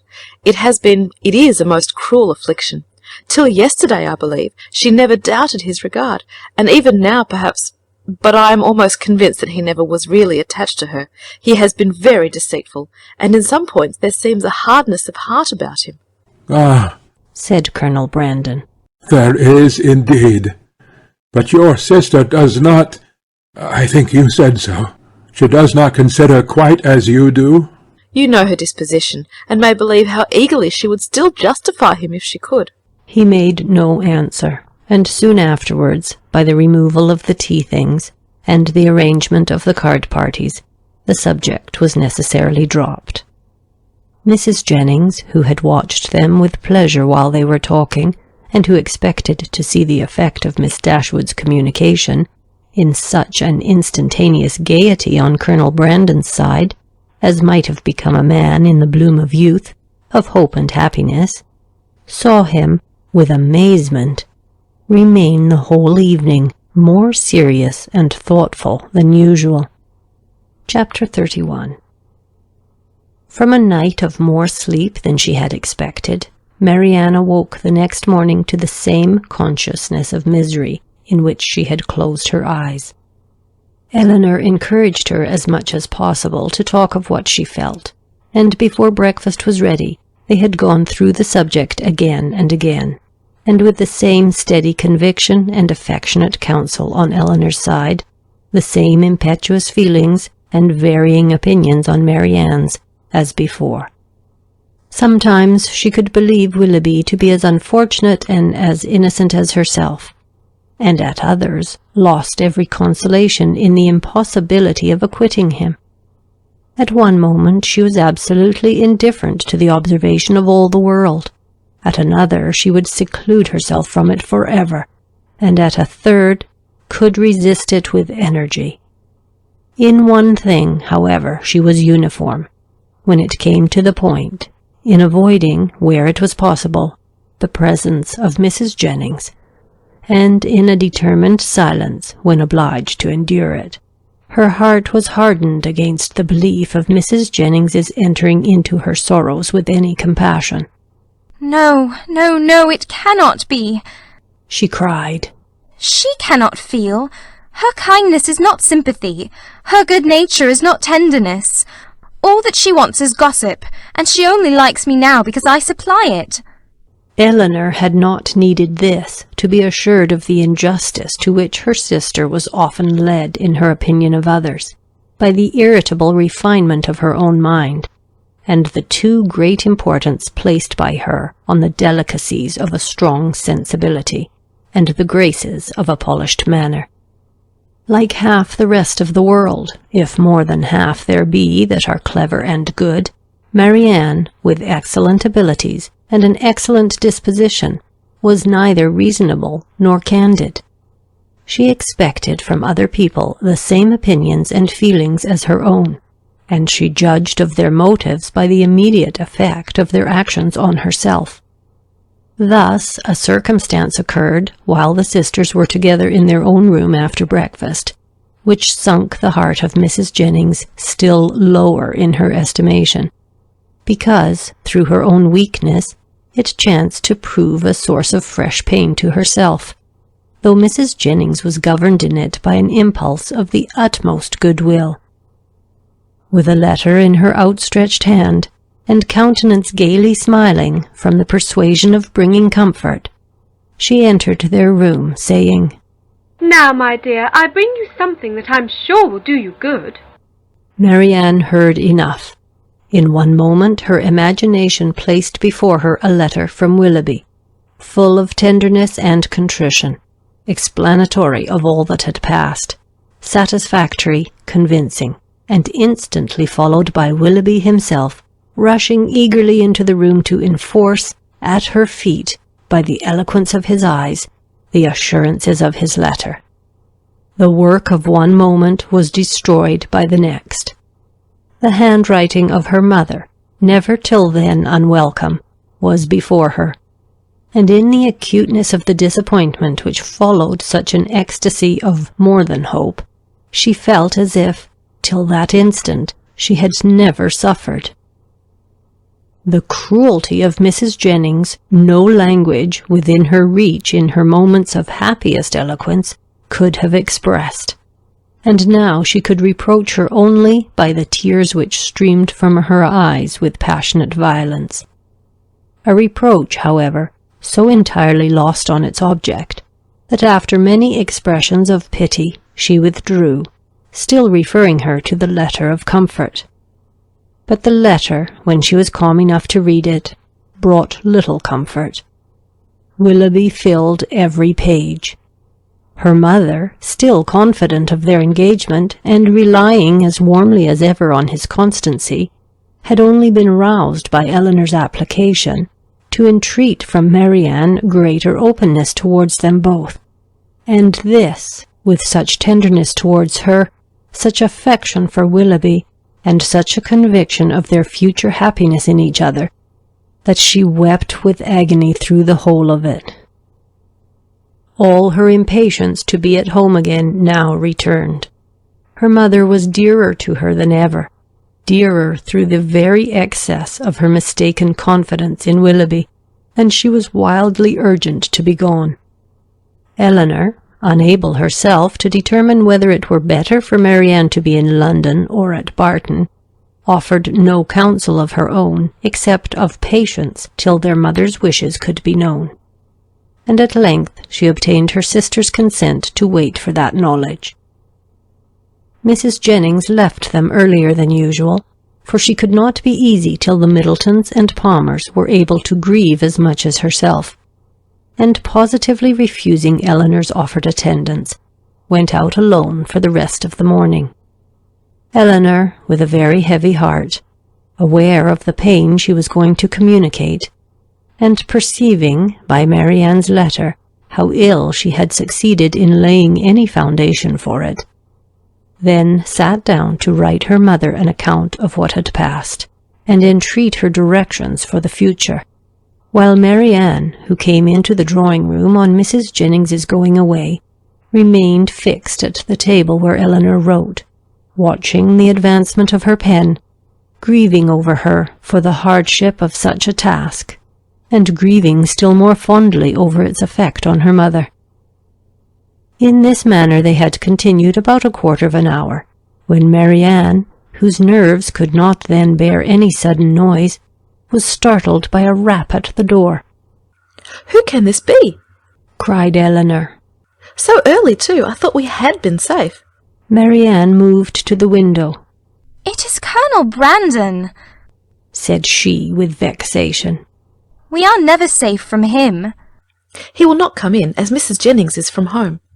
"I will not trust to that." Retreating to her own room.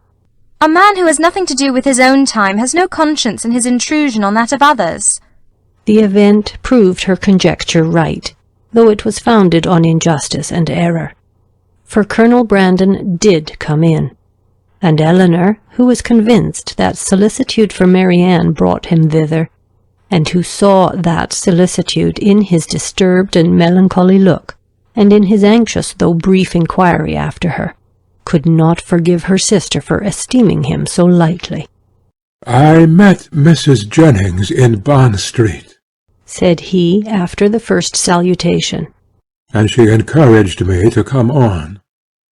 And I was the more easily encouraged because I thought it probable that I might find you alone, which I was very desirous of doing. My object, my wish, my sole wish in desiring it, I hope, I believe it is to be a means of giving comfort. Now, I must not say comfort, not present comfort, but conviction, lasting conviction to your sister's mind. My regard for her, for yourself, and for your mother, will you allow me to prove it by relating some circumstances which nothing but a very sincere regard, nothing but an earnest desire of being useful, I think I am justified, though where so many hours have been spent in convincing myself that I am right, is there not some reason to fear I may be wrong?" He stopped. "I understand you," said Eleanor. "You have something to tell me of Mr. Willoughby that will open his character further. Your telling it will be the greatest act of friendship that can be shown, Marianne. My gratitude will be ensured immediately by any information tending to that end, and hers must be gained by it in time. Pray, pray let me hear it." "You shall, and, to be brief, when I quitted Barton last October, but this will give you no idea. I must go farther back. You will find me a very awkward narrator, Miss Dashwood. I hardly know where to begin. A short account of myself, I believe, will be necessary, and it shall be a short one. On such a subject, sighing heavily, can I have little temptation to be diffuse. He stopped a moment for recollection, and then, with another sigh, went on. You have probably entirely forgotten a conversation. It is not to be supposed that it could make any impression on you. A conversation between us one evening at Barton Park. It was the evening of a dance, in which I alluded to a lady I had once known as resembling in some measure your sister, Marianne. Indeed, answered Eleanor. I have not forgotten it. He looked pleased by this remembrance, and added, If I am not deceived by the uncertainty, the partiality of tender reflection, there is a very strong resemblance between them, as well in mind as person. The same warmth of heart, the same eagerness of fancy and spirits. This lady was one of my nearest relations, an orphan from her infancy, and under the guardianship of my father. Our ages were nearly the same, and from our earliest years we were playfellows and friends. I cannot remember the time when I did not love Eliza, and my affection for her, as we grew up, was such as, perhaps, judging from my present forlorn and cheerless gravity, you might think me incapable of having ever felt. Hers for me was, I believe, fervent as the attachment of your sister to Mr. Willoughby, and it was, though from a different cause, no less unfortunate. At 17 she was lost to me for ever. She was married against her inclination, to my brother. Her fortune was large, and our family estate much encumbered, and this, I fear, is all that can be said for the conduct of one who was at once her uncle and guardian. My brother did not deserve her. He did not even love her. I had hoped that her regard for me would support her under any difficulty, and for some time it did. But at last the misery of her situation, for she experienced great unkindness, overcame all her resolution, and though she had promised me that nothing— But how blindly I relate! I have never told you how this was brought on. We were within a few hours of eloping together for Scotland. The treachery, or the folly, of my cousin's maid betrayed us. I was banished to the house of a relation far distant, and she was allowed no liberty, no society, no amusement, till my father's point was gained. I had depended on her fortitude too far, and the blow was a severe one. But had her marriage been happy, so young as I then was, a few months must have reconciled me to it, or at least I should not have now to lament it. This, however, was not the case. My brother had no regard for her. His pleasures were not what they ought to have been, and from the first he treated her unkindly. The consequence of this, upon a mind so young, so lively, so inexperienced as Mrs. Brandon's, was but too natural. She resigned herself at first to all the misery of her situation, and happy had it been if she had not lived to overcome those regrets which the remembrance of me occasioned. But can we wonder that, with such a husband to provoke inconstancy, and without a friend to advise or restrain her, for my father lived only a few months after their marriage, and I was with my regiment in the East Indies, she would fall. Had I remained in England, perhaps, but I meant to promote the happiness of both by removing from her for years, and for that purpose had procured my exchange. The shock which her marriage had given me, he continued in a voice of great agitation, was of trifling weight, was nothing to what I felt when I heard, about 2 years afterwards, of her divorce. It was that which threw this gloom. Even now the recollection of what I suffered—" He could say no more, and rising hastily, walked for a few minutes about the room. Eleanor, affected by his relation, and still more by his distress, could not speak. He saw her concern, and coming to her, took her hand, pressed it, and kissed it with grateful respect. A few minutes more of silent exertion enabled him to proceed with composure. "It was nearly 3 years after this unhappy period before I returned to England. My first care, when I did arrive, was of course to seek for her, but the search was as fruitless as it was melancholy.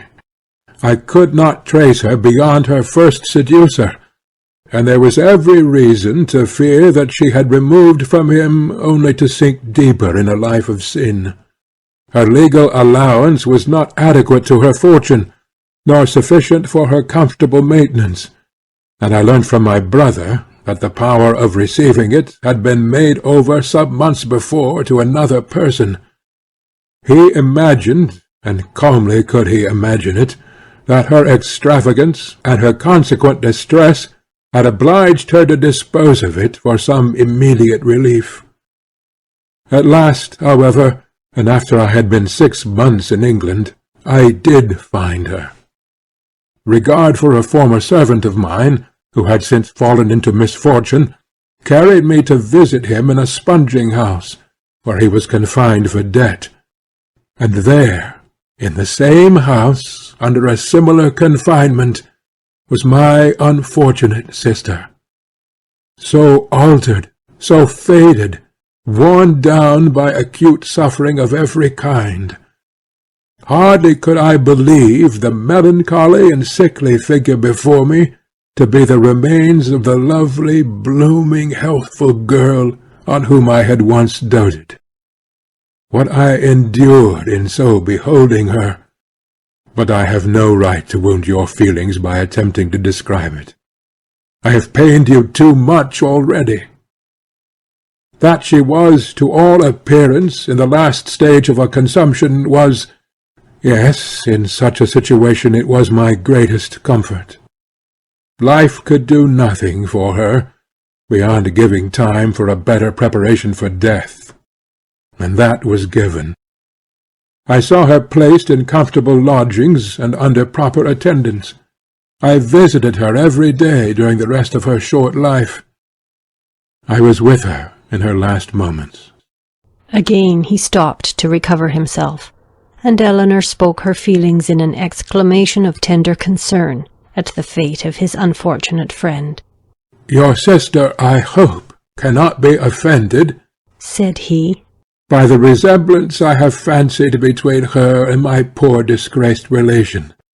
Their fates, their fortunes, cannot be the same, and had the natural sweet disposition of the one been guarded by a firmer mind, or a happier marriage, she might have been all that you will live to see the other be. But to what does all this lead? I seem to have been distressing you for nothing. Ah, Miss Dashwood, a subject such as this, untouched for 14 years, it is dangerous to handle it at all. I will be more collected, more concise. She left to my care her only child, a little girl, the offspring of her first guilty connection, who was then about 3 years old. She loved the child, and had always kept it with her. It was a valued, a precious trust to me, and gladly would I have discharged it in the strictest sense, by watching over her education myself, had the nature of our situations allowed it. But I had no family, no home, and my little Eliza was therefore placed at school. I saw her there whenever I could, and after the death of my brother, which happened about 5 years ago, and which left to me the possession of the family property, she visited me at Delaford. I called her a distant relation, but I am well aware that I have in general been suspected of a much nearer connection with her. It is now 3 years ago, she had just reached her 14th year, that I removed her from school to place her under the care of a very respectable woman, residing in Dorsetshire, who had the charge of 4 or 5 other girls of about the same time of life, and for 2 years I had every reason to be pleased with her situation. But last February, almost a 12-month back, she suddenly disappeared. I had allowed her, imprudently as it has since turned out, at her earnest desire, to go to Bath with one of her young friends, who was attending her father there for his health. I knew him to be a very good sort of man, and I thought well of his daughter, better than she deserved, for with a most obstinate and ill-judged secrecy she would tell nothing, would give no clue, though she certainly knew all. He, her father, a well-meaning but not a quick-sighted man, could really, I believe, give no information, for he had been generally confined to the house, while the girls were ranging over the town and making what acquaintance they chose. And he tried to convince me, as thoroughly as he was convinced himself, of his daughter's being entirely unconcerned in the business. In short, I could learn nothing but that she was gone. All the rest, for 8 long months, was left to conjecture. What I thought, what I feared, may be imagined, and what I suffered, too. Good heavens! cried Eleanor. Could it be? Could Willoughby? The first news that reached me of her, he continued, came in a letter from herself last October. It was forwarded to me from Delaford, and I received it on the very morning of our intended party to Whitwell, and this was the reason of my leaving Barton so suddenly, which I am sure must at the time have appeared strange to everybody, and which I believe gave offence to some. Little did Mr. Willoughby imagine, I suppose, when his looks censured me for incivility in breaking up the party, that I was called away to the relief of one whom he had made poor and miserable. But had he known it, what would it have availed? Would he have been less gay or less happy in the smiles of your sister? No. He had already done that which no man who can feel for another would do. He had left the girl whose youth and innocence he had seduced, in a situation of the utmost distress, with no creditable home, no help, no friends, ignorant of his address.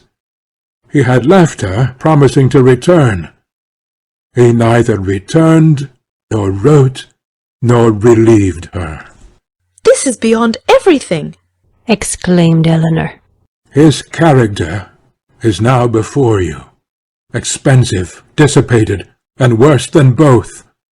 Knowing all this, as I have now known it many weeks, guess what I must have felt on seeing your sister as fond of him as ever, and on being assured that she was to marry him. Guess what I must have felt for all your sakes. When I came to you last week and found you alone, I came determined to know the truth, though irresolute what to do when it was known. My behaviour must have seemed strange to you then, but now you will comprehend it. To suffer you all to be so deceived, to see your sister— But what could I do? I had no hope of interfering with success, and sometimes I thought your sister's influence might yet reclaim him. But now, after such dishonourable usage, who can tell what were his designs on her? Whatever they may have been, however, she may now, and hereafter doubtless will, turn with gratitude towards her own condition, when she compares it with that of my poor Eliza, when she considers the wretched and hopeless situation of this poor girl, and pictures her to herself with an affection for him so strong, still as strong as her own, and with a mind tormented by self-reproach, which must attend her through life. Surely this comparison must have its use with her. She will feel her own sufferings to be nothing. They proceed from no misconduct, and can bring no disgrace. On the contrary, every friend must be made still more her friend by them. Concern for her unhappiness, and respect for her fortitude under it, must strengthen every attachment. Use your own discretion, however, in communicating to her what I have told you.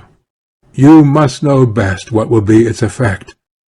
But had I not seriously, and from my heart, believed it might be of service, might lessen her regrets, I would not have suffered myself to trouble you with this account of my family afflictions, with a recital which may seem to have been intended to raise myself at the expense of others. Eleanor's thanks followed this speech with grateful earnestness, attended too with the assurance of her expecting material advantage to Marianne from the communication of what had passed. "I have been more pained," said she, "by her endeavours to acquit him than by all the rest, for it irritates her mind more than the most perfect conviction of his unworthiness could do. Now, though at first she will suffer much, I am sure she will soon become easier. Have you," she continued after a short silence, "ever seen Mr. Willoughby since you left him at Barton?" Yes, he replied gravely. Once I have. One meeting was unavoidable. Eleanor, startled by his manner, looked at him anxiously, saying, "What? Have you met him too?" I could meet him in no other way. Eliza had confessed to me, though most reluctantly, the name of her lover, and when he returned to town, which was in a fortnight after myself, we met by appointments, he to defend, I to punish his conduct. We returned unwounded, and the meeting, therefore, never got abroad. Eleanor sighed over the fancied necessity of this, but to a man and a soldier she presumed not to censure it.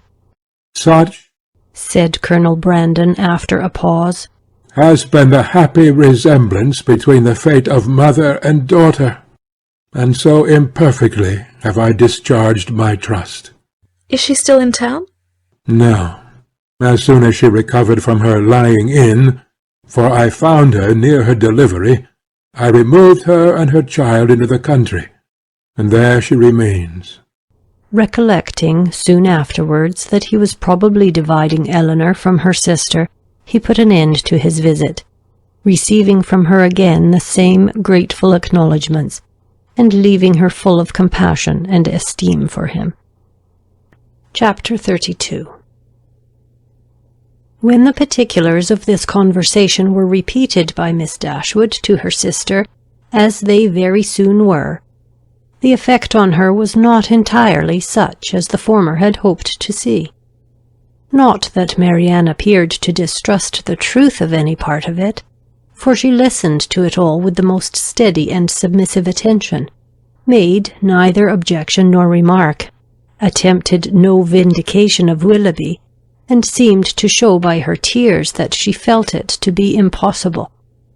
But though this behaviour assured Eleanor that the conviction of this guilt was carried home to her mind, though she saw with satisfaction the effect of it, in her no longer avoiding Colonel Brandon when he called, in her speaking to him, even voluntarily speaking, with a kind of compassionate respect, and though she saw her spirits less violently irritated than before, she did not see her less wretched. Her mind did become settled, but it was settled in a gloomy dejection. She felt the loss of Willoughby's character yet more heavily than she had felt the loss of his heart. His seduction and desertion of Miss Williams, the misery of that poor girl, and the doubt of what his designs might once have been on herself, preyed altogether so much on her spirits, that she could not bring herself to speak of what she felt, even to Eleanor. and, brooding over her sorrows in silence, gave more pain to her sister than could have been communicated by the most open and most frequent confession of them.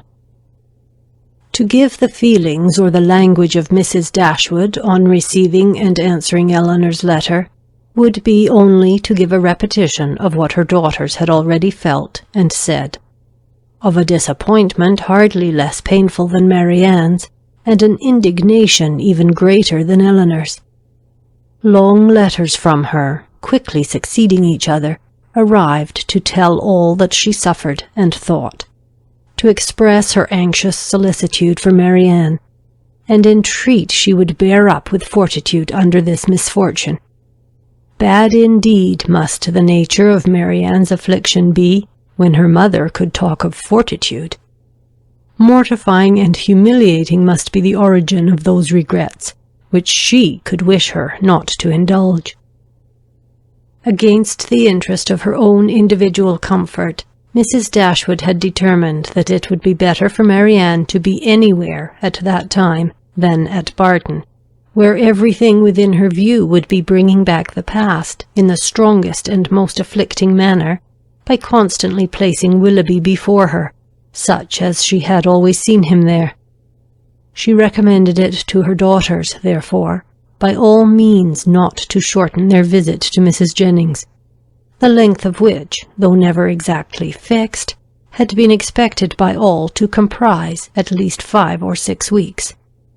A variety of occupations, of objects, and of company, which could not be procured at Barton, would be inevitable there, and might yet, she hoped, cheat Marianne, at times, into some interest beyond herself, and even into some amusement, much as the ideas of both might now be spurned by her.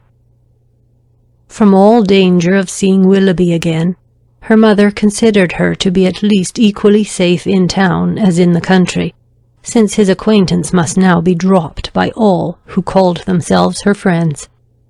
Design could never bring them in each other's way. Negligence could never leave them exposed to a surprise, and chance had less in its favour in the crowd of London than even in the retirement of Barton, where it might force him before her while paying that visit at Allenham on his marriage, which Mrs. Dashwood, from foreseeing at first as a probable event, had brought herself to expect as a certain one. She had yet another reason for wishing her children to remain where they were. A letter from her son-in-law had told her that he and his wife were to be in town before the middle of February, and she judged it right that they should sometimes see their brother. Marianne had promised to be guided by her mother's opinion, and she submitted to it therefore without opposition, though it proved perfectly different from what she wished and expected, though she felt it to be entirely wrong, formed on mistaken grounds, and that by requiring her longer continuance in London, it deprived her of the only possible alleviation of her wretchedness, the personal sympathy of her mother, and doomed her to such society and such scenes as must prevent her ever knowing a moment's rest.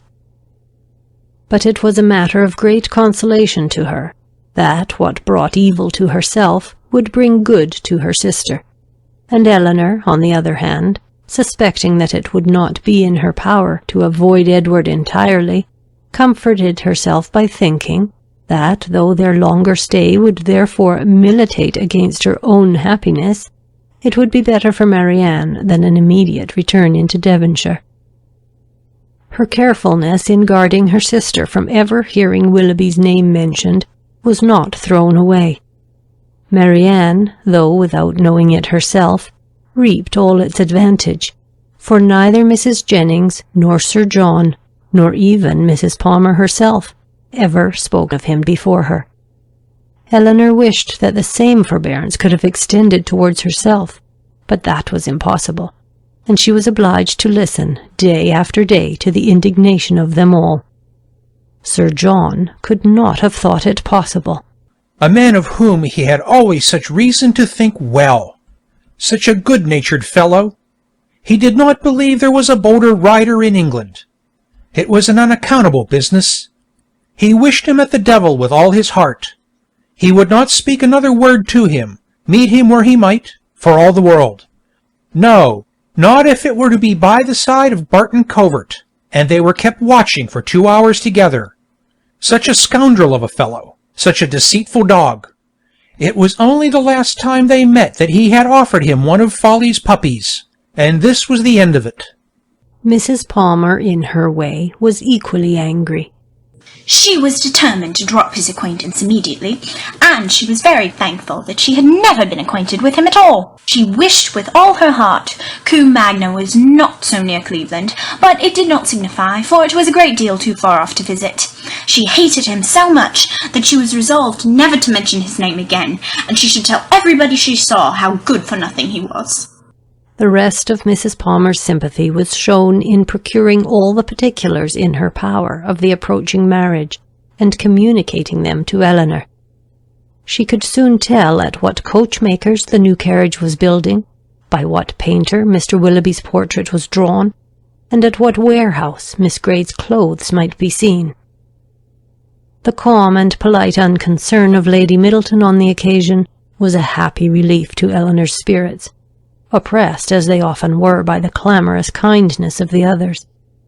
It was a great comfort to her to be sure of exciting no interest in one person at least among their circle of friends, a great comfort to know that there was one who would meet her without feeling any curiosity after particulars, or any anxiety for her sister's health.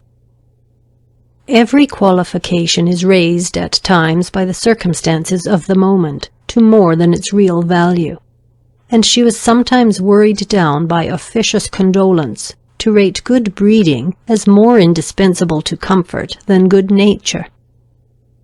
Lady Middleton expressed her sense of the affair about once every day, or twice, if the subject occurred very often, by saying, "It is very shocking indeed," and by the means of this continual, though gentle vent, was able not only to see the Miss Dashwoods from the first without the smallest emotion, but very soon to see them without recollecting a word of the matter, and having thus supported the dignity of her own sex, and spoken her decided censure of what was wrong in the other, she thought herself at liberty to attend to the interest of her own assemblies, and therefore determined, though rather against the opinion of Sir John, that, as Mrs. Willoughby would at once be a woman of elegance and fortune, to leave her card with her as soon as she married.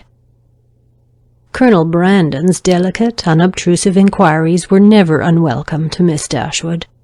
He had abundantly earned the privilege of intimate discussion of her sister's disappointment by the friendly zeal with which he had endeavoured to soften it, and they always conversed with confidence.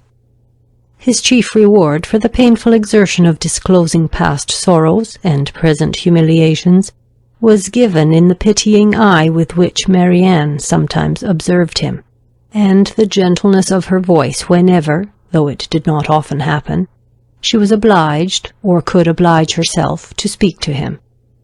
These assured him that his exertion had produced an increase of goodwill towards himself, and these gave Eleanor hopes of its being farther augmented hereafter.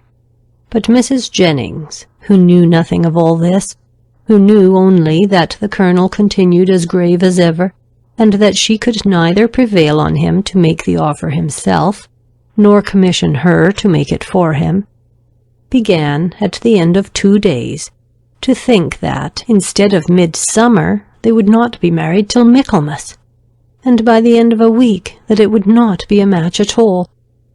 The good understanding between the Colonel and Miss Dashwood seemed rather to declare that the honours of the mulberry tree, the canal, and the yew arbour would all be made over to her, and Mrs. Jennings had, for some time, ceased to think at all of Mrs. Ferrars.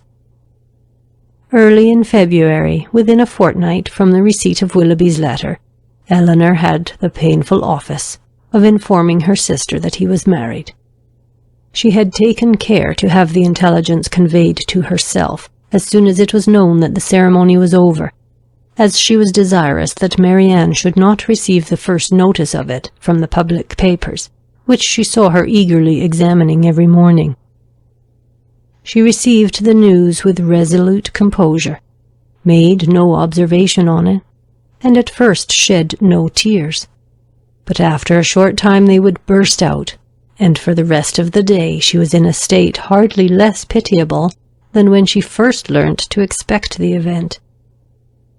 The Willoughbys left town as soon as they were married, and Eleanor now hoped, as there could be no danger of her seeing either of them, to prevail on her sister, who had never yet left the house since the blow first fell, to go out again by degrees, as she had done before.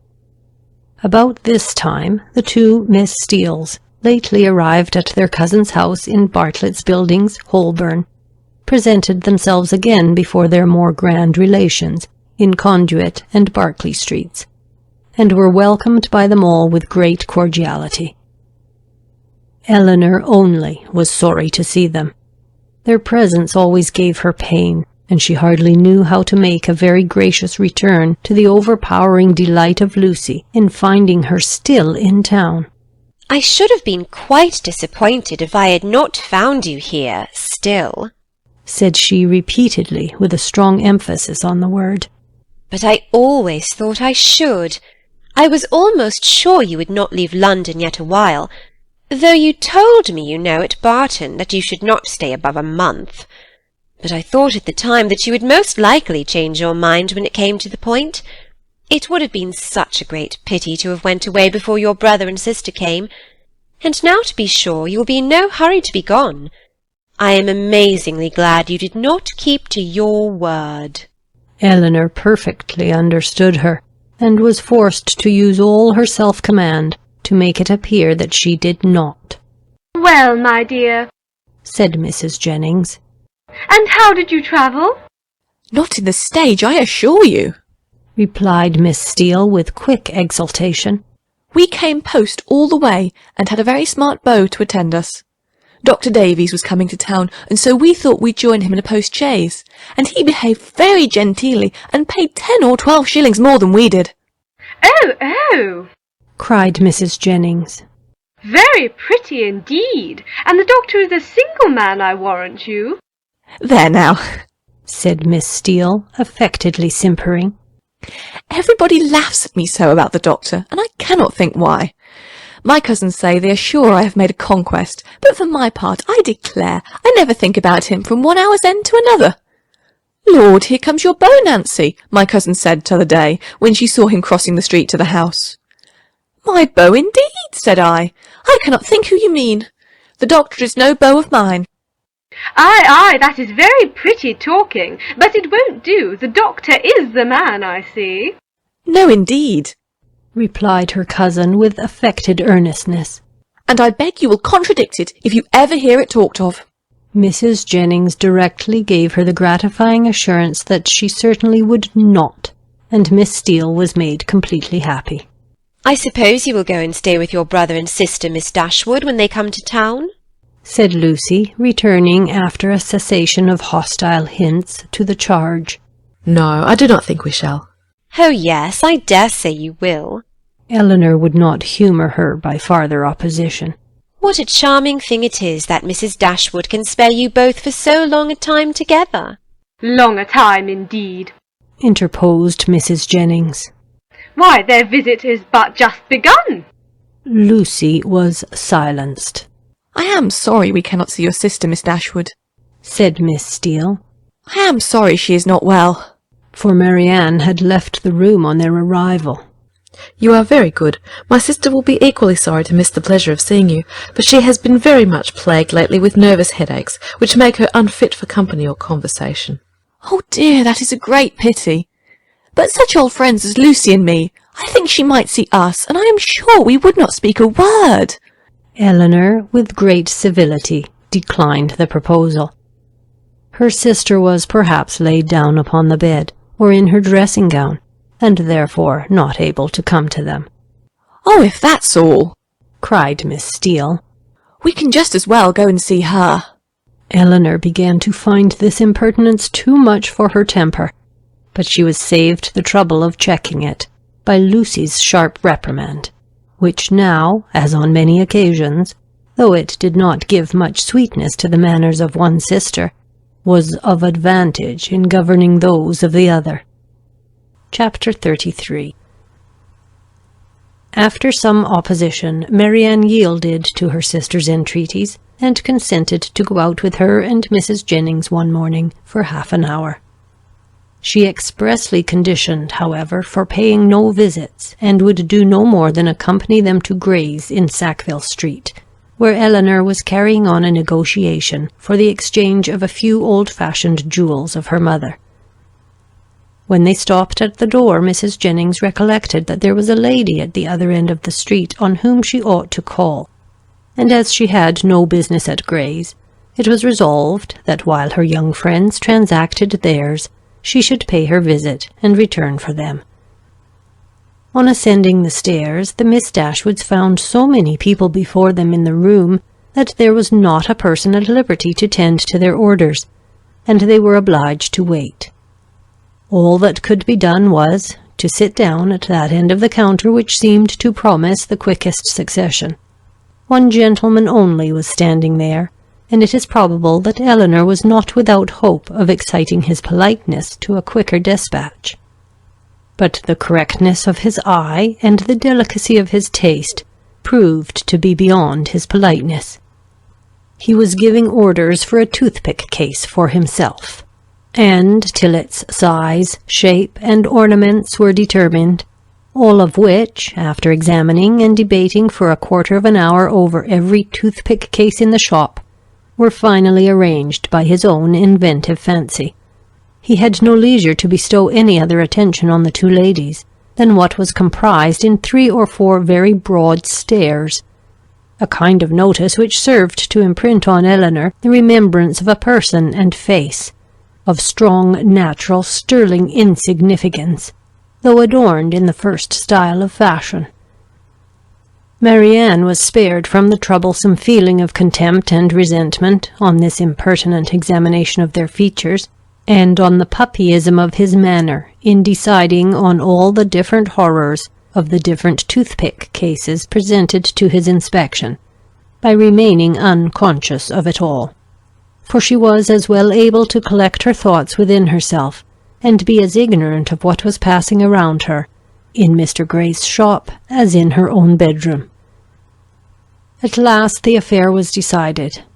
The ivory, the gold, and the pearls all received their appointment, and the gentleman, having named the last day on which his existence could be continued without the possession of the toothpick case, drew on his gloves with leisurely care, and bestowing another glance on the Miss Dashwoods, but such a one as seemed rather to demand than express admiration, walked off with a happy air of real conceit and affected indifference. Eleanor lost no time in bringing her business forward, was on the point of concluding it, when another gentleman presented himself at her side. She turned her eyes towards his face, and found him, with some surprise, to be her brother. Their affection and pleasure in meeting was just enough to make a very creditable appearance in Mr. Gray's shop.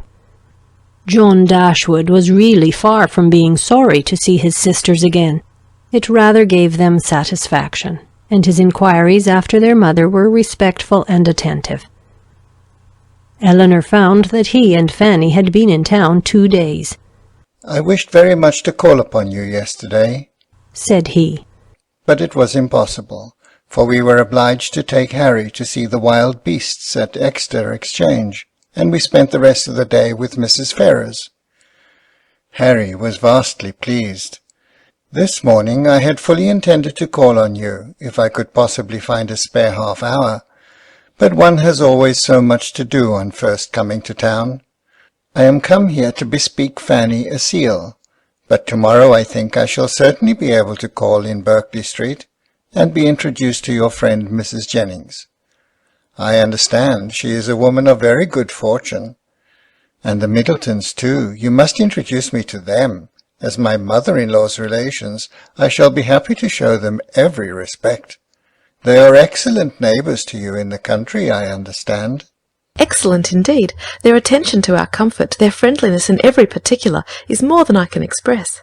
I am extremely glad to hear it. Upon my word, extremely glad indeed.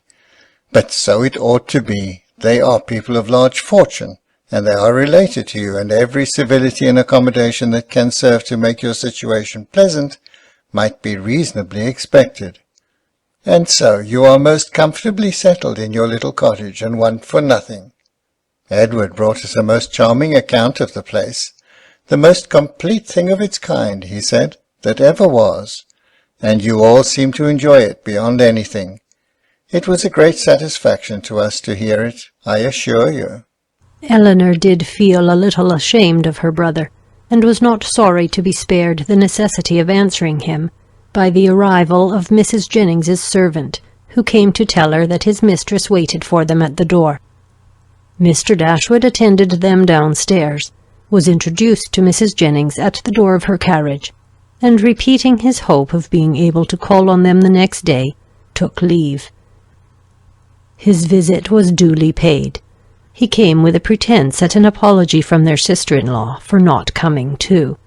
But she was so much engaged with her mother that really she had no leisure for going anywhere. Mrs. Jennings, however, assured him directly that she should not stand upon ceremony, for they were all cousins, or something like it, and she should certainly wait on Mrs. John Dashwood very soon, and bring her sisters to see her. His manners to them, though calm, were perfectly kind. To Mrs. Jennings, most attentively civil. And on Colonel Brandon's coming in soon after himself, he eyed him with a curiosity which seemed to say that he only wanted to know him to be rich, to be equally civil to him.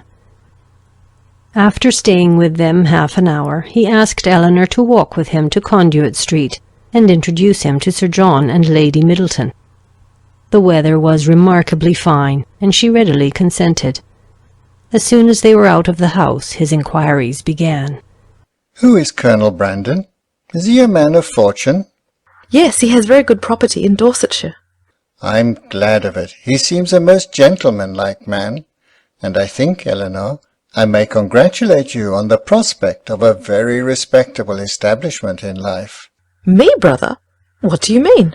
He likes you. I observed him narrowly, and am convinced of it. What is the amount of his fortune? I believe about 2,000 a year. 2,000 a year? And then, working himself up to a pitch of enthusiastic generosity, he added, Eleanor, I wish with all my heart it were twice as much, for your sake. Indeed, I believe you, replied Eleanor. But I am very sure that Colonel Brandon has not the smallest wish of marrying me. You are mistaken, Eleanor. You are very much mistaken. A very little trouble on your side secures him. Perhaps just at present he may be undecided. The smallness of your fortune may make him hang back. His friends may all advise him against it. But some of those little attentions and encouragements which ladies can so easily give will fix him, in spite of himself. And there can be no reason why you should not try for him. It is not to be supposed that any prior attachment on your side, in short, you know as to an attachment of that kind it is quite out of the question. The objections are insurmountable. You have too much sense not to see all that. Colonel Brandon must be the man, and no civility shall be wanting on my part to make him pleased with you and your family. It is a match that must give universal satisfaction. In short, it is a kind of thing that, lowering his voice to an important whisper, will be exceedingly welcome to all parties. Recollecting himself, however, he added, That is, I mean to say, your friends are all truly anxious to see you well settled, Fanny particularly, for she has your interests very much at heart, I assure you, and her mother too, Mrs. Ferrars, a very good-natured woman. I am sure it would give her great pleasure. She said as much the other day. Eleanor would not vouchsafe any answer. It would be something remarkable now, he continued, something droll, if Fanny, should have a brother, and I a sister, settling at the same time. And yet it is not very unlikely. Is Mr. Edward Ferrars, said Eleanor with resolution, going to be married? It is not actually settled, but there is such a thing in agitation. He has a most excellent mother. Mrs. Ferrars, with the utmost liberality, will come forward and settle on him 1,000 a year, if the match takes place. The lady is the Honourable Miss Morton, only daughter of the late Lord Morton, with £30,000, a very desirable connection on both sides, and I have not a doubt of its taking place in time. 1,000 a year is a great deal for a mother to give away, to make over for ever. But Mrs. Ferrars has a noble spirit. To give you another instance of her liberality, the other day, as soon as we came to town, aware that money could not be very plenty with us just now, she put bank-notes into Fanny's hands to the amount of £200, and extremely acceptable it is, for we must live at great expense while we are here. He paused for her assent and compassion, and she forced herself to say, Your expenses in both town and country must certainly be considerable, but your income is a large one. Not so large, I dare say, as many people suppose. I do not mean to complain, however. It is undoubtedly a comfortable one, and I hope will in time be better. The enclosure of Norland Common, now carrying on, is a most serious drain. And then I have made a little purchase within this half-year. East Kingham Farm, you must remember the place, where old Gibson used to live. The land was so very desirable for me in every respect, so immediately adjoining my own property, that I felt it my duty to buy it. I could not have answered it to my conscience to let it fall into any other hands.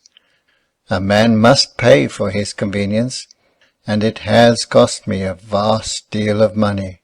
More than you think it really and intrinsically worth? Why, I hope not that.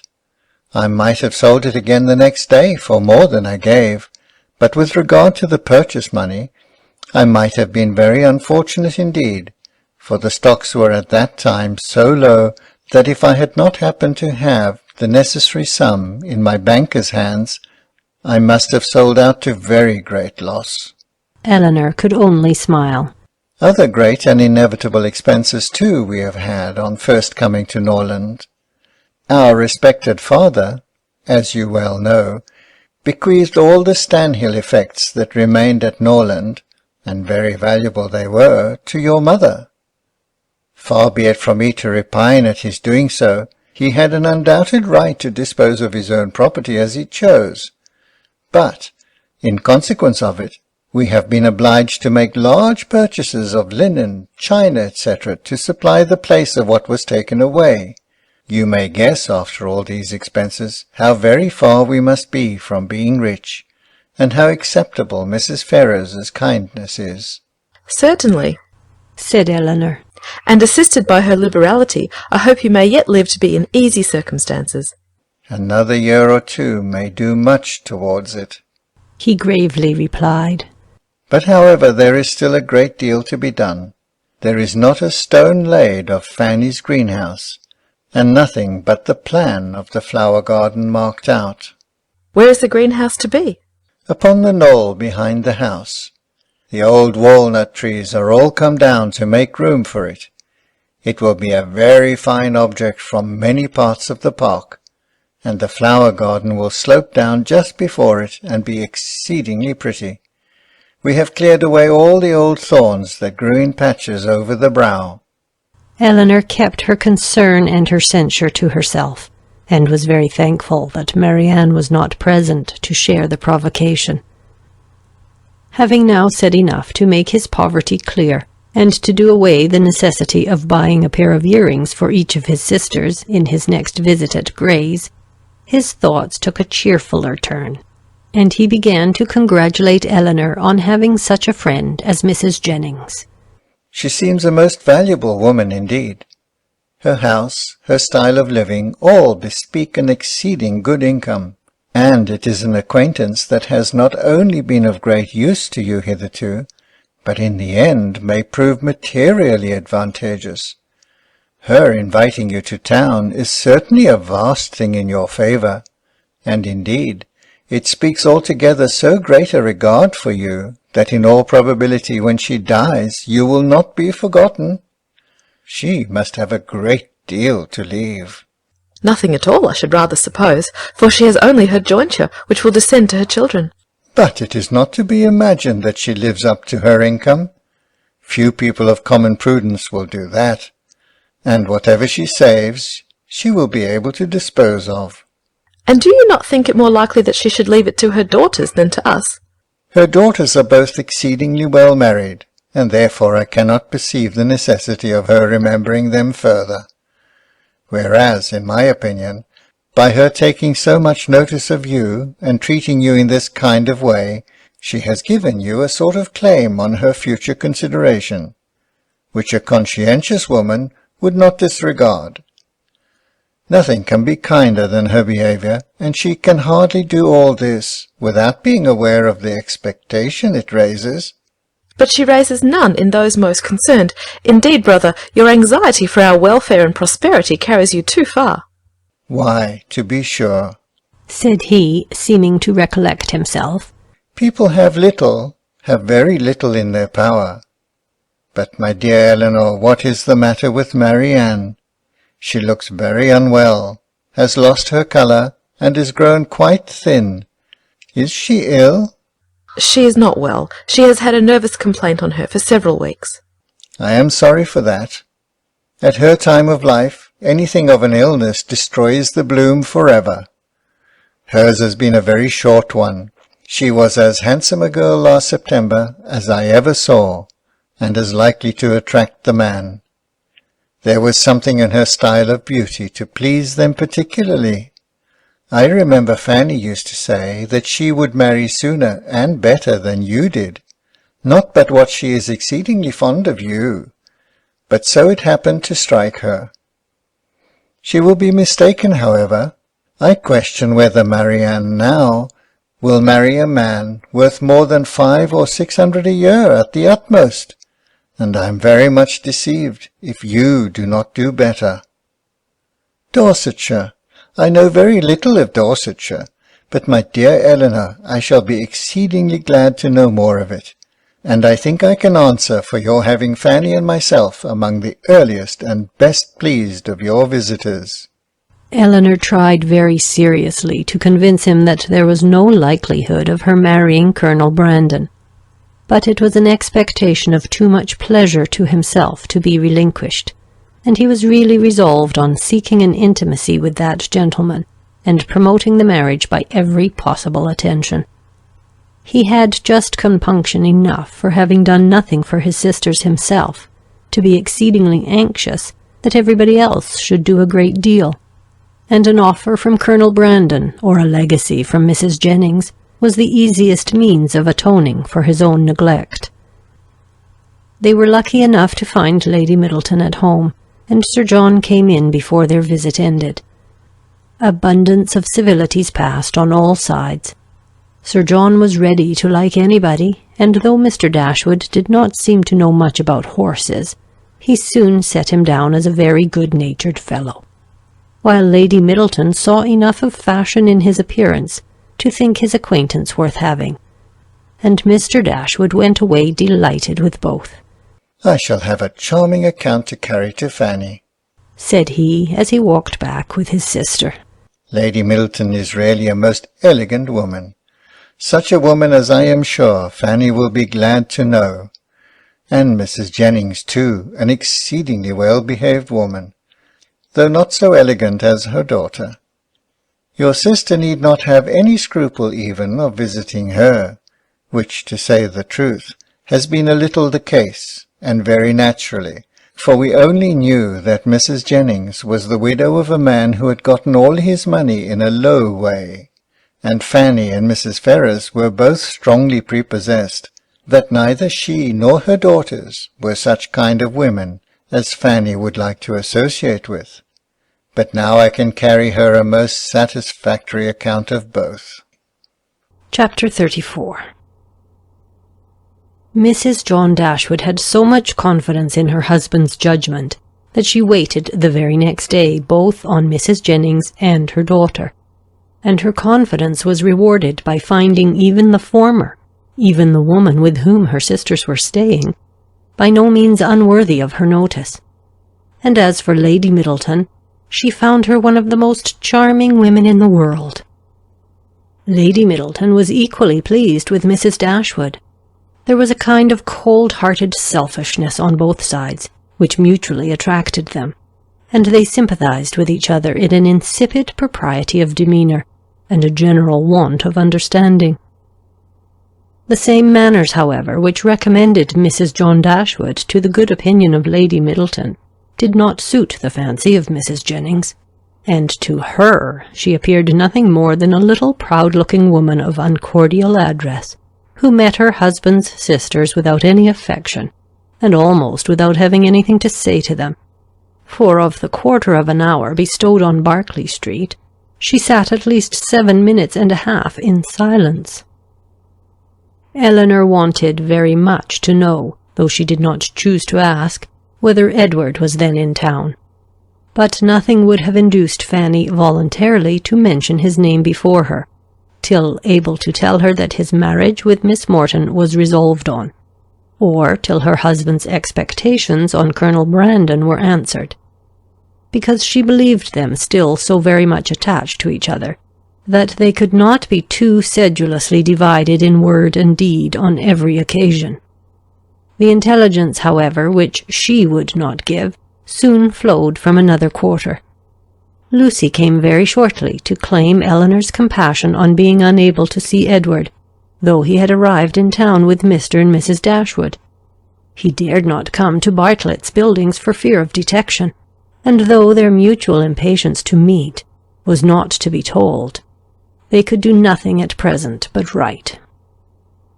Edward assured them himself of his being in town within a very short time by twice calling in Berkeley Street. Twice was his card found on the table when they returned from their morning's engagements. Eleanor was pleased that he had called, and still more pleased that she had missed him. The Dashwoods were so prodigiously delighted with the Middletons that, though not much in the habit of giving anything, they determined to give them a dinner, and soon after their acquaintance began, invited them to dine in Harley Street, where they had taken a very good house for 3 months. Their sisters and Mrs. Jennings were invited likewise, and John Dashwood was careful to secure Colonel Brandon, who, always glad to be where the Miss Dashwoods were, received his eager civilities with some surprise, but much more pleasure. They were to meet Mrs. Ferrers, but Eleanor could not learn whether her sons were to be of the party. The expectation of seeing her, however, was enough to make her interested in the engagement, for though she could now meet Edward's mother without that strong anxiety which had once promised to attend such an introduction, though she could now see her with perfect indifference as to her opinion of herself, her desire of being in company with Mrs. Ferrers, her curiosity to know what she was like, was as lively as ever. The interest with which she thus anticipated the party was soon afterwards increased, more powerfully than pleasantly, by her hearing that the Miss Steeles were also to be at it. So well had they recommended themselves to Lady Middleton, so agreeable had their assiduities made them to her, that though Lucy was certainly not so elegant, and her sister not even genteel, she was as ready as Sir John to ask them to spend a week or 2 in Conduit Street, and it happened to be particularly convenient to the Miss Steeles, as soon as the Dashwoods' invitation was known, that their visit should begin a few days before the party took place. Their claims to the notice of Mrs. John Dashwood, as the nieces of the gentleman who for many years had had the care of her brother, might not have done much, however, towards procuring them seats at her table, but as Lady Middleton's guests they must be welcome, and Lucy, who had long wanted to be personally known to the family, to have a nearer view of their characters and her own difficulties, and to have an opportunity of endeavouring to please them, had seldom been happier in her life than she was on receiving Mrs. John Dashwood's card. On Eleanor its effect was very different. She began immediately to determine that Edward, who lived with his mother, must be asked, as his mother was, to a party given by his sister, and to see him for the first time, after all that passed, in the company of Lucy. She hardly knew how she could bear it. These apprehensions, perhaps, were not founded entirely on reason, and certainly not at all on truth. They were relieved, however, not by her own recollection, but by the good will of Lucy, who believed herself to be inflicting a severe disappointment when she told her that Edward certainly would not be in Harley Street on Tuesday, and even hoped to be carrying the pain still farther by persuading her that he was kept away by the extreme affection for herself, which he could not conceal when they were together. The important Tuesday came that was to introduce the two young ladies to this formidable mother-in-law. "Pity me, dear Miss Dashwood," said Lucy as they walked up the stairs together, for the Middletons arrived so directly after Mrs. Jennings that they all followed the servant at the same time. "There is nobody here but you that can feel for me. I declare I can hardly stand. Good gracious! In a moment I shall see the person that all my happiness depends on, that is to be my mother." Eleanor could have given her immediate relief by suggesting the possibility of its being Miss Morton's mother rather than her own, whom they were about to behold. But instead of doing that, she assured her, and with great sincerity, that she did pity her, to the utter amazement of Lucy, who, though really uncomfortable herself, hoped at least to be an object of irrepressible envy to Eleanor. Mrs. Ferrars was a little thin woman, upright, even to formality, in her figure, and serious, even to sourness, in her aspect. Her complexion was sallow, and her features small, without beauty, and naturally without expression, but a lucky contraction of the brow had rescued her countenance from the disgrace of insipidity, by giving it the strong characters of pride and ill nature.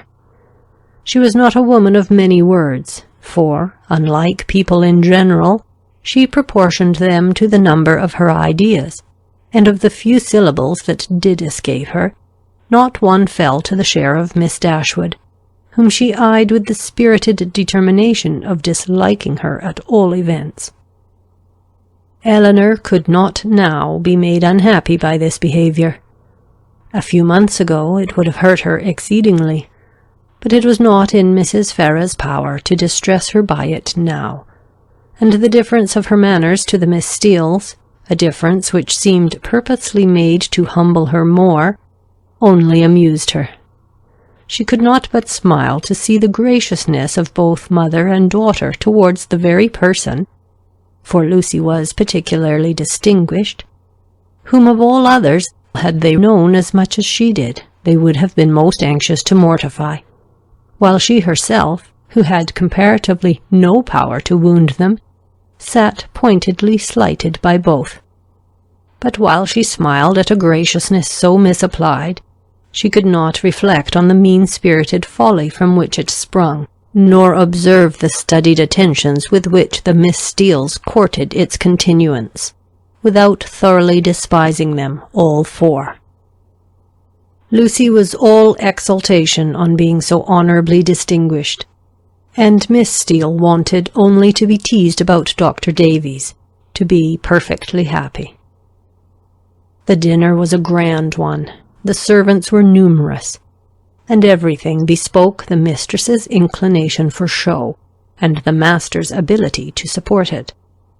In spite of the improvements and additions which were making to the Norland estate, and in spite of its owner having once been within some £1,000 of being obliged to sell out at a loss, Nothing gave any symptom of that indigence which he had tried to infer from it. No poverty of any kind, except of conversation, appeared, but there the deficiency was considerable. John Dashwood had not much to say for himself that was worth hearing, and his wife had still less. But there was no peculiar disgrace in this, for it was very much the case with the chief of their visitors, who almost all laboured under one or other of these disqualifications for being agreeable: want of sense, either natural or improved; want of elegance; want of spirits; or want of temper.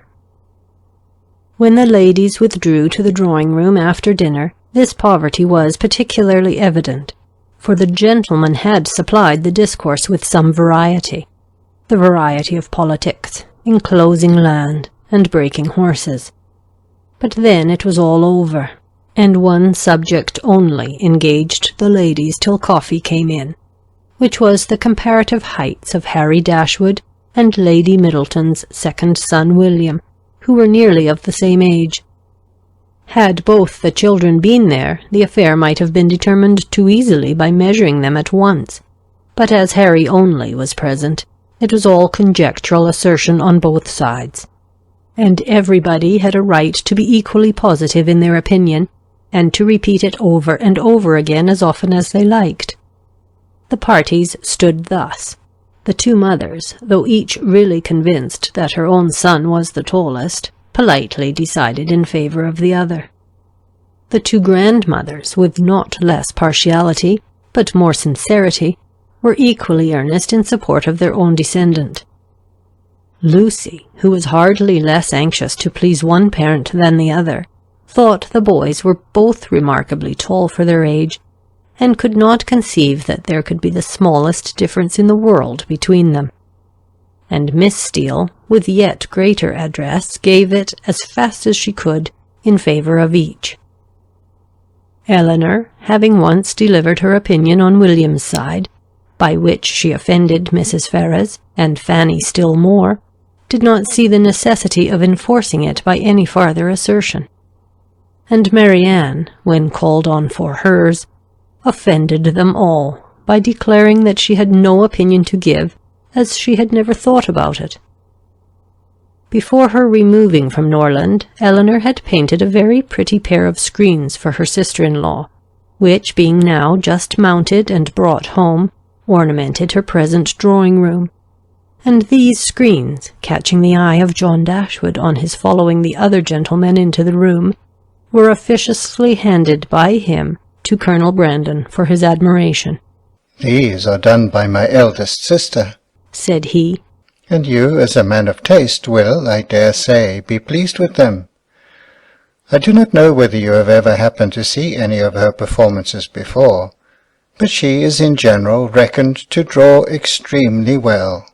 The Colonel, though disclaiming all pretensions to connoisseurship, warmly admired the screens, as he would have done anything painted by Miss Dashwood, and on the curiosity of the others being of course excited, they were handed round for general inspection. Mrs. Ferrars, not aware of their being Eleanor's work, particularly requested to look at them, and after they had received gratifying testimony of Lady Middleton's approbation, Fanny presented them to her mother, considerately informing her, at the same time, that they were done by Miss Dashwood. Said Mrs. Ferrars. Very pretty. And without regarding them at all, returned them to her daughter. Perhaps Fanny thought for a moment that her mother had been quite rude enough, for, colouring a little, she immediately said, "They are very pretty, ma'am, ain't they?" But then again, the dread of having been too civil, too encouraging herself, probably came over her, for she presently added, "Do you not think they are something in Miss Morton's style of painting, ma'am? She does paint most delightfully. How beautifully her last landscape is done." Beautifully indeed, but she does everything well. Marianne could not bear this.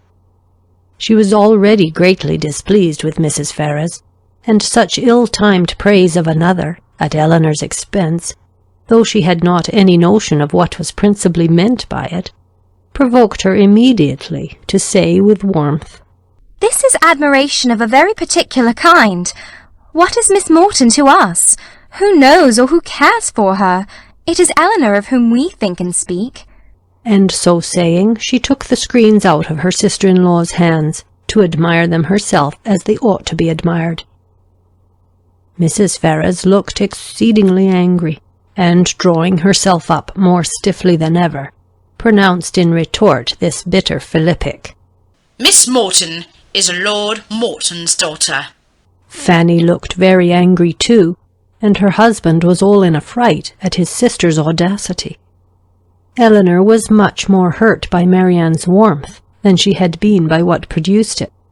But Colonel Brandon's eyes, as they were fixed on Marianne, declared that he noticed only what was amiable in it, the affectionate heart which could not bear to see a sister slighted in the smallest point. Marianne's feelings did not stop here. The cold insolence of Mrs. Ferrars' general behaviour to her sister seemed to her to foretell such difficulties and distresses to Eleanor as her own wounded heart taught her to think of with horror, and urged by a strong impulse of affectionate sensibility, she moved after a moment to her sister's chair, and putting one arm round her neck and one cheek close to hers, said in a low but eager voice, "Dear, dear Eleanor, don't mind them. Don't let them make you unhappy." She could say no more. Her spirits were quite overcome, and hiding her face on Eleanor's shoulder, she burst into tears. Everybody's attention was called, and almost everybody was concerned. Colonel Brandon rose up and went to them without knowing what he did. Mrs. Jennings, with a very intelligent, "Ah, poor dear," immediately gave her salts, and Sir John felt so desperately enraged against the author of this nervous distress, that he instantly changed his seat to one close by Lucy Steele, and gave her, in a whisper, a brief account of the whole shocking affair. In a few minutes, however, Marianne was recovered enough to put an end to the bustle, and sit down among the rest, though her spirits retained the impression of what had passed the whole evening. "Poor Marianne," said her brother to Colonel Brandon, in a low voice, as soon as he could secure his attention. "She has not such good health as her sister. She is very nervous. She has not Eleanor's constitution, and one must allow that there is something very trying to a young woman who has been a beauty in the loss of her personal attractions. You would not think it, perhaps, but Marianne was remarkably handsome a few months ago, quite as handsome as Eleanor. Now, you see, it is all gone." Chapter 35. Eleanor's curiosity to see Mrs. Ferrars was satisfied. She had found in her everything that could tend to make a farther connection between the families undesirable. She had seen enough of her pride, her meanness, and her determined prejudice against herself, to comprehend all the difficulties that must have perplexed the engagement and retarded the marriage of Edward and herself, had he been otherwise free. And she had seen almost enough to be thankful for her own sake that one greater obstacle preserved her from suffering under any other of Mrs. Ferrars's creation, preserved her from all dependence upon her caprice, or any solicitude for her good opinion. Or at least, if she did not bring herself quite to rejoice in Edward's being fettered to Lucy, she determined that had Lucy been more amiable, she ought to have rejoiced. She wondered that Lucy's spirits could be so very much elevated by the civility of Mrs. Ferrars, that her interest and her vanity should so very much blind her as to make the attention which seemed only paid her because she was not Eleanor appear a compliment to herself, or to allow her to derive encouragement from a preference only given her because her real situation was unknown. But that it was so had not only been declared by Lucy's eyes at the time, but was declared over again the next morning more openly, for at her particular desire, Lady Middleton set her down in Berkeley Street, on the chance of seeing Eleanor alone, to tell her how happy she was. The chance proved a lucky one, for a message from Mrs. Palmer soon after she arrived carried Mrs. Jennings away. "My dear friend," cried Lucy as soon as they were by themselves, "I come to talk to you of my happiness. Could anything be so flattering as Mrs. Ferrars's way of treating me yesterday? So exceeding affable as she was. You know how I dreaded the thought of seeing her, but the very moment I was introduced there was such an affability in her behaviour as really should seem to say she had quite took a fancy to me. Now was it not so? You saw it all, and was not you quite struck with it?" She was certainly very civil to you. "Civil? Did you see nothing but only civility? I saw a vast deal more. Such kindness as fell to the share of nobody but me. No pride, no hauteur, and your sister just the same, all sweetness and affability." Eleanor wished to talk of something else, but Lucy still pressed her to own that she had reason for her happiness, and Eleanor was obliged to go on. "Undoubtedly, if they had known your engagement," said she, "nothing could be more flattering than their treatment of you. But as that was not the case—" "I guessed you would say so," replied Lucy quickly. "But there was no reason in the world why Mrs. Ferrars should seem to like me if she did not, and her liking me is everything. You shan't talk me out of my satisfaction. I am sure it will all end well, and there will be no difficulties at all to what I used to think. Mrs. Ferrars is a charming woman, and so is your sister. They are both delightful women indeed. I wonder I should never hear you say how agreeable Mrs. Dashwood was." To this Eleanor had no answer to make, and did not attempt any. "Are you ill, Miss Dashwood? You seem low. You don't speak. Sure you aren't well?" "I never was in better health." "I am glad of it with all my heart, but really you did not look it. I should be sorry to have you ill, you that have been the greatest comfort to me in the world. Heaven knows what I should have done without your friendship." Eleanor tried to make a civil answer, though doubting her own success, but it seemed to satisfy Lucy, for she directly replied, "Indeed, I am perfectly convinced of your regard for me, and next to Edward's love it is the greatest comfort I have. Poor Edward! But now there is one good thing, we shall be able to meet, and meet pretty often, for Lady Middleton's delighted with Mrs. Dashwood, so we shall be a good deal in Harley Street, I dare say, and Edward spends half his time with his sister. Besides, Lady Middleton and Mrs. Ferrars will visit now, and Mrs. Ferrars and your sister were both so good to say more than once they should always be glad to see me. They are such charming women. I am sure if ever you tell your sister what I think of her, you cannot speak too high." But Eleanor would not give her any encouragement to hope that she should tell her sister. Lucy continued, "I am sure I should have seen it in a moment if Mrs. Ferrars had took a dislike to me.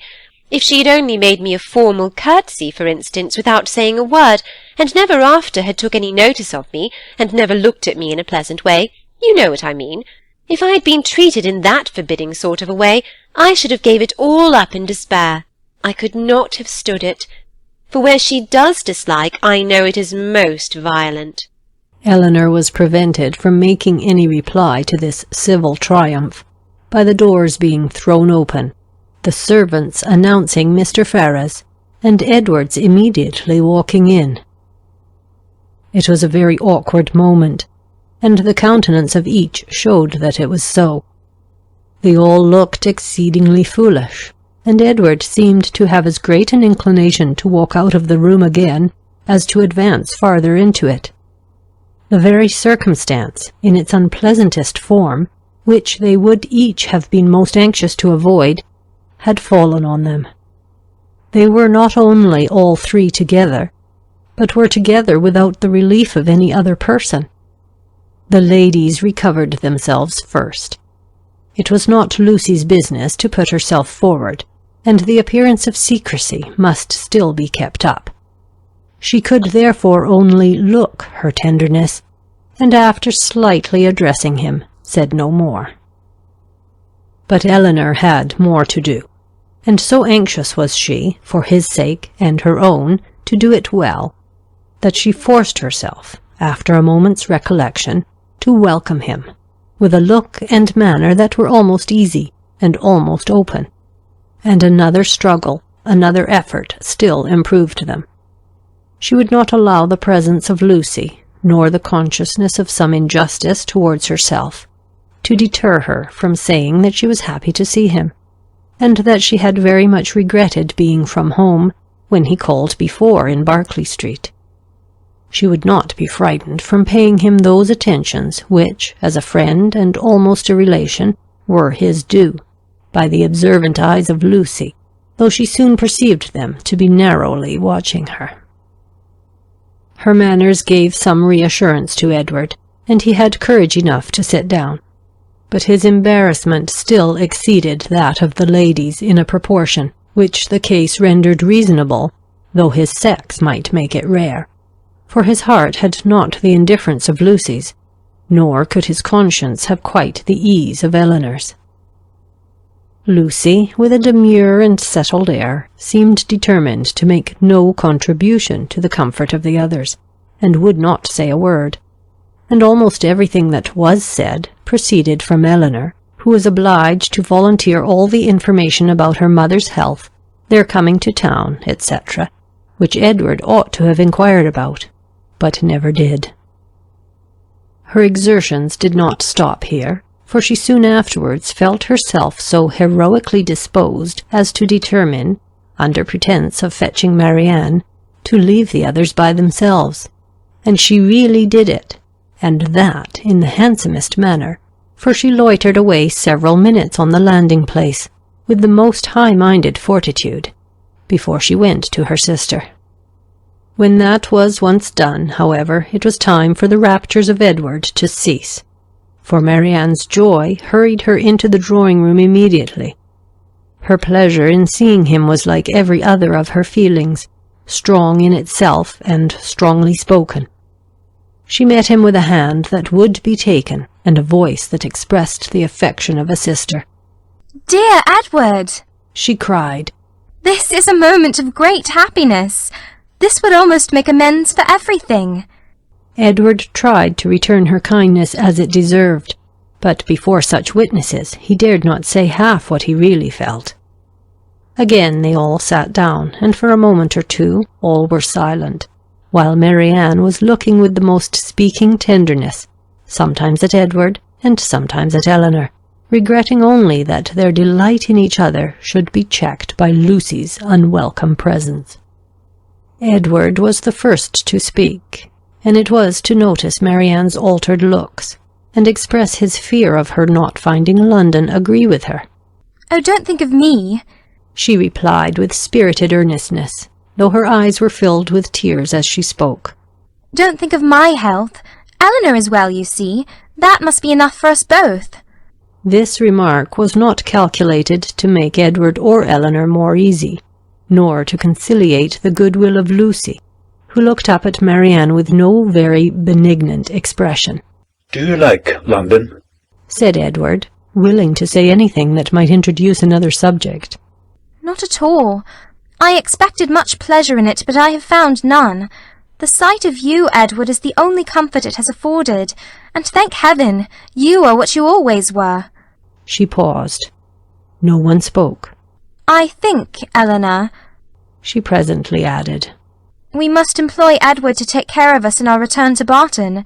In a week or two, I suppose, we shall be going, and I trust Edward will not be very unwilling to accept the charge."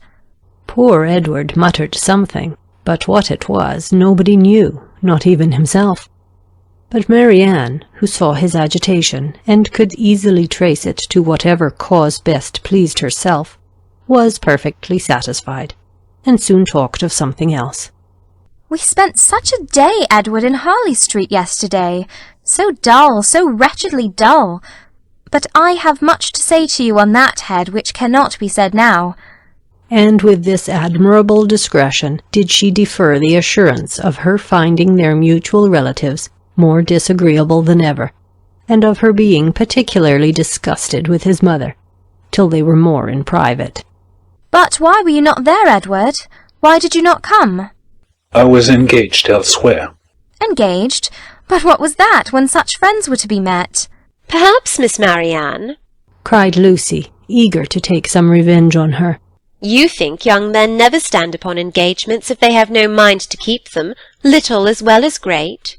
Eleanor was very angry, but Marianne seemed entirely insensible of the sting, for she calmly replied, Not so indeed, for, seriously speaking, I am very sure that conscience only kept Edward from Harley Street, and I really believe he has the most delicate conscience in the world, the most scrupulous in performing every engagement, however minute, and however it may make against his interest or pleasure. He is the most fearful of giving pain, of wounding expectation, and the most incapable of being selfish of anybody I ever saw. Edward, it is so, and I will say it. What, are you never to hear yourself praised? Then you must be no friend of mine, for those who will accept of my love and esteem must submit to my open commendation. The nature of her commendation, in the present case, however, happened to be particularly ill-suited to the feelings of 2/3 of her auditors, and was so very unexhilarating to Edward, that he very soon got up to go away. Going so soon? Said Marianne. My dear Edward, this must not be. And drawing him a little aside, she whispered her persuasion that Lucy could not stay much longer. But even this encouragement failed, for he would go. And Lucy, who would have outstayed him, had his visit lasted 2 hours, soon afterwards went away. What can bring her here so often? Said Marianne on her leaving them. Could she not see that we wanted her gone? How teasing to Edward! Why so? We were all his friends, and Lucy has been the longest known to him of any. It is but natural that he should like to see her as well as ourselves. Marianne looked at her steadily and said, You know, Eleanor, that this is a kind of talking which I cannot bear. If you only hope to have your assertion contradicted, as I must suppose to be the case, you ought to recollect that I am the last person in the world to do it. I cannot descend to be tricked out of assurances that are not really wanted. She then left the room, and Eleanor dared not follow her to say more, for bound as she was by her promise of secrecy to Lucy, she could give no information that would convince Marianne, and painful as the consequences of her still continuing in an error might be, she was obliged to submit to it. All that she could hope was that Edward would not often expose her or himself to the distress of hearing Marianne's mistaken warmth, nor to the repetition of any other part of the pain that had attended their recent meeting. And this she had every reason to expect. Chapter 36. Within a few days after this meeting, the newspapers announced to the world that the lady of Thomas Palmer, Esquire, was safely delivered of a son and heir. A very interesting and satisfactory paragraph, at least to all those intimate connections who knew it before. This event, highly important to Mrs. Jennings's happiness, produced a temporary alteration in the disposal of her time, and influenced, in a like degree, the engagements of her young friends. For as she wished to be as much as possible with Charlotte, she went thither every morning as soon as she was dressed, and did not return till late in the evening, and the Miss Dashwoods, at the particular request of the Middletons, spent the whole of every day in Conduit Street. For their own comfort, they would much rather have remained, at least all the morning, in Mrs. Jennings's house, but it was not a thing to be urged against the wishes of everybody. Their hours were therefore made over to Lady Middleton and the 2 Miss Steeles, by whom their company, in fact, was as little valued as it was professedly sought. They had too much sense to be desirable companions to the former, and by the latter they were considered with a jealous eye, as intruding on their ground, and sharing the kindness which they wanted to monopolize. Though nothing could be more polite than Lady Middleton's behaviour to Eleanor and Marianne, she did not really like them at all. Because they neither flattered herself nor her children, she could not believe them good-natured, and because they were fond of reading, she fancied them satirical. perhaps without exactly knowing what it was to be satirical, but that did not signify. It was censure in common use and easily given. Their presence was a restraint both on her and on Lucy. It checked the idleness of one and the business of the other.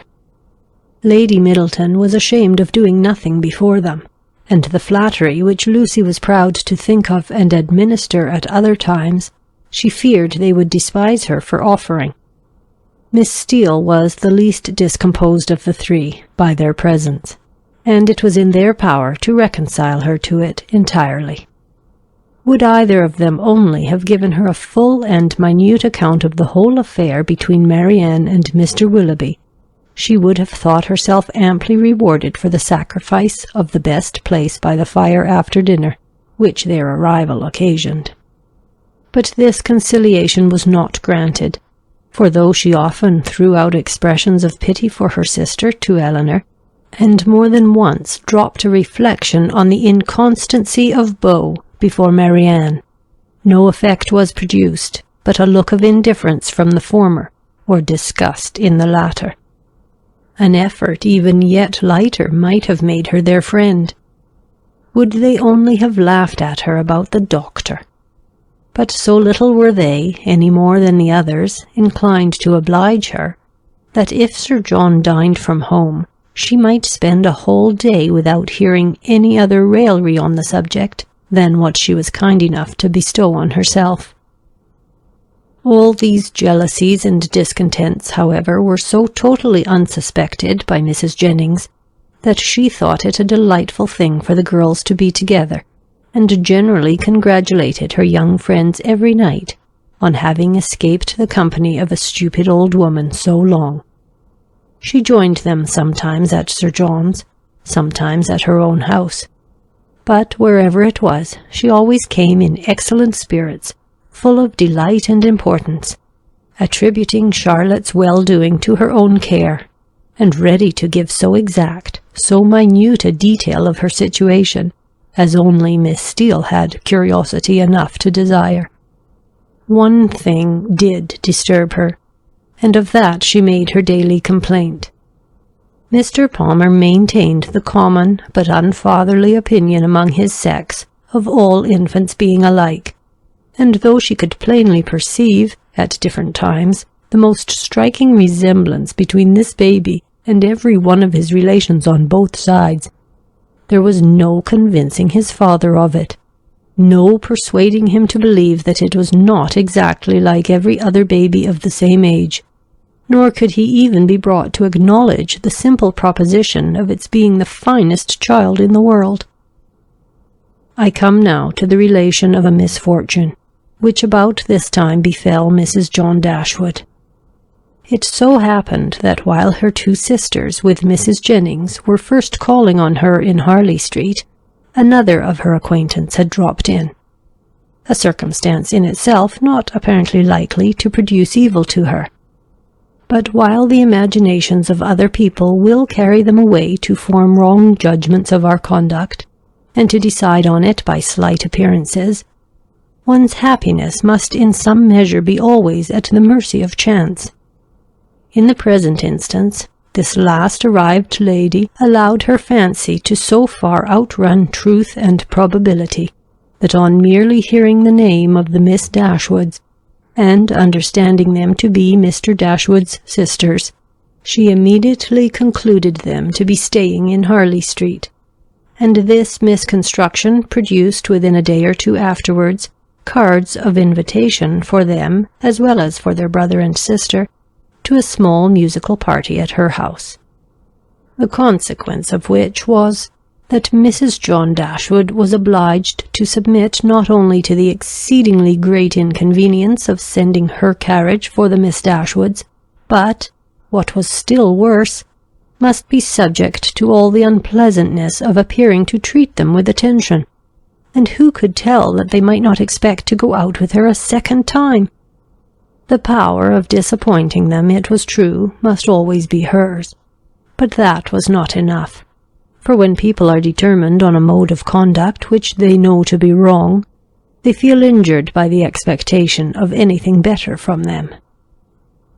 Marianne had now been brought by degrees so much into the habit of going out every day that it was become a matter of indifference to her whether she went or not, and she prepared quietly and mechanically for every evening's engagement, though without expecting the smallest amusement from any, and very often without knowing, till the last moment, where it was to take her.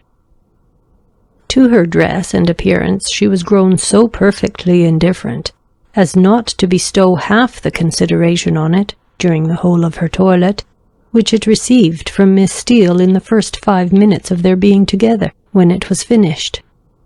Nothing escaped her minute observation and general curiosity.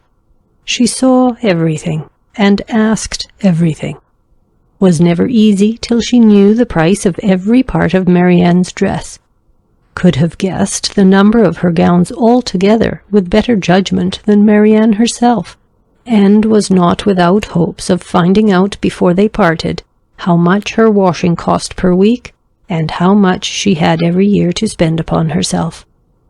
The impertinence of these kind of scrutinies, moreover, was generally concluded with a compliment, which, though meant as its douceur, was considered by Marianne as the greatest impertinence of all.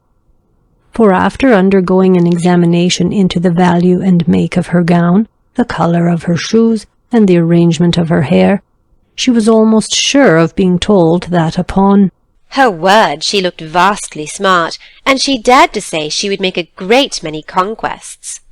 With such encouragement as this was she dismissed on the present occasion to her brother's carriage, which they were ready to enter 5 minutes after it stopped at the door, a punctuality not very agreeable to their sister-in-law, who had preceded them to the house of her acquaintance, and was there hoping for some delay on their part that might inconvenience either herself or her coachman.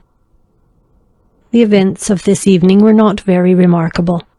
The party, like other musical parties, comprehended a great many people who had real taste for the performance, and a great many more who had none at all, and the performers themselves were, as usual, in their own estimation, and that of their immediate friends, the first private performers in England. As Eleanor was neither musical nor affecting to be so, she made no scruple of turning her eyes from the grand pianoforte, whenever it suited her, and unrestrained even by the presence of a harp and violoncello, would fix them at pleasure on any other object in the room. In one of these excursive glances she perceived among a group of young men the very he who had given them a lecture on toothpick cases at Gray's. She perceived him soon afterwards looking at herself, and speaking familiarly to her brother, and had just determined to find out his name from the latter, when they both came towards her, and Mr. Dashwood introduced him to her as Mr. Robert Ferrars. He addressed her with easy civility, and twisted his head into a bow, which assured her as plainly as words could have done, that he was exactly the coxcomb she had heard him described to be by Lucy. Happy had it been for her if her regard for Edward had depended less on his own merit than on the merit of his nearest relations, for then his brother's bow must have given the finishing stroke to what the ill-humour of his mother and sister would have begun.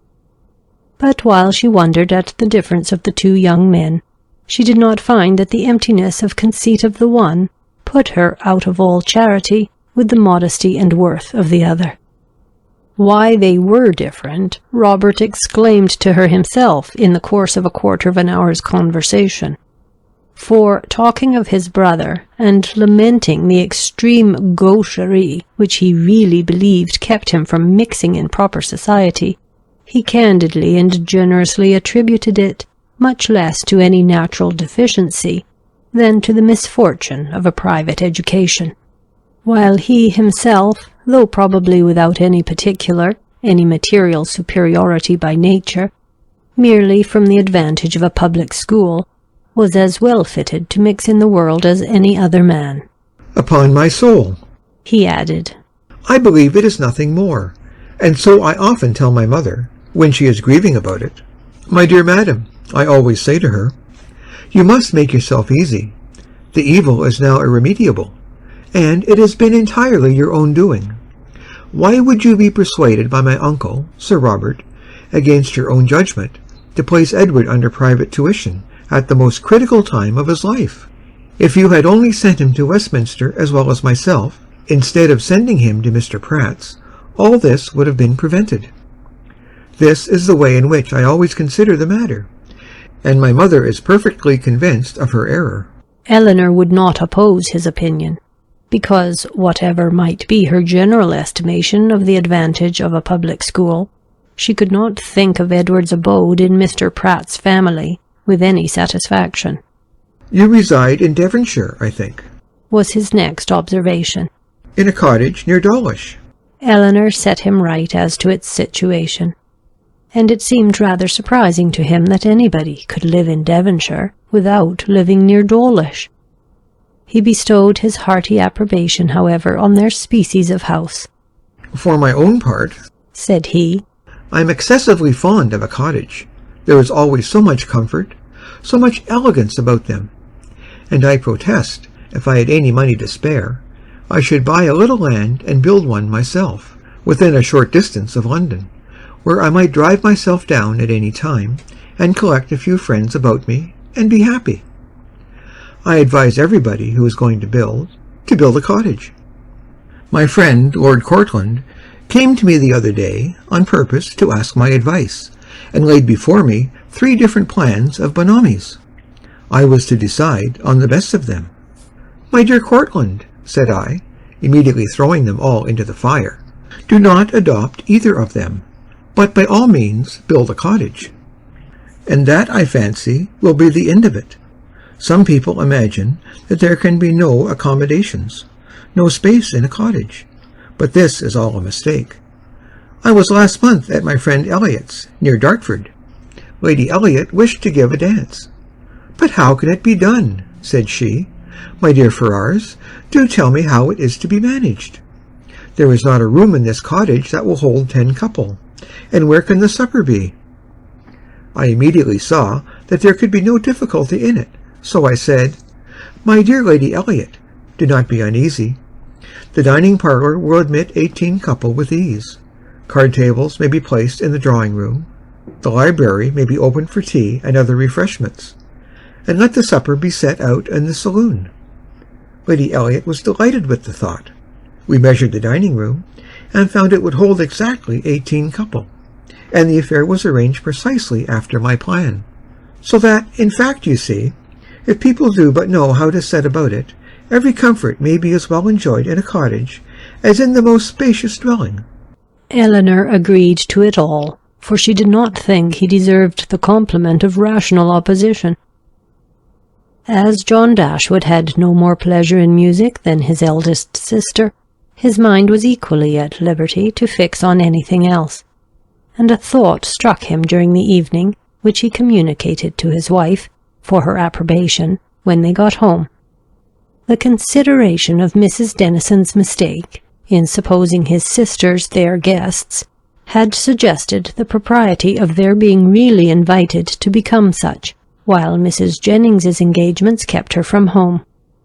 The expense would be nothing, the inconvenience not more, and it was altogether an attention which the delicacy of his conscience pointed out to be requisite to its complete enfranchisement from his promise to his father. Fanny was startled at the proposal. I do not see how it can be done, said she, without affronting Lady Middleton, for they spend every day with her. Otherwise I should be exceedingly glad to do it. You know I'm always ready to pay them any attention in my power, as my taking them out this evening shows. But they are Lady Middleton's visitors. How can I ask them away from her? Her husband, but with great humility, did not see the force of her objection.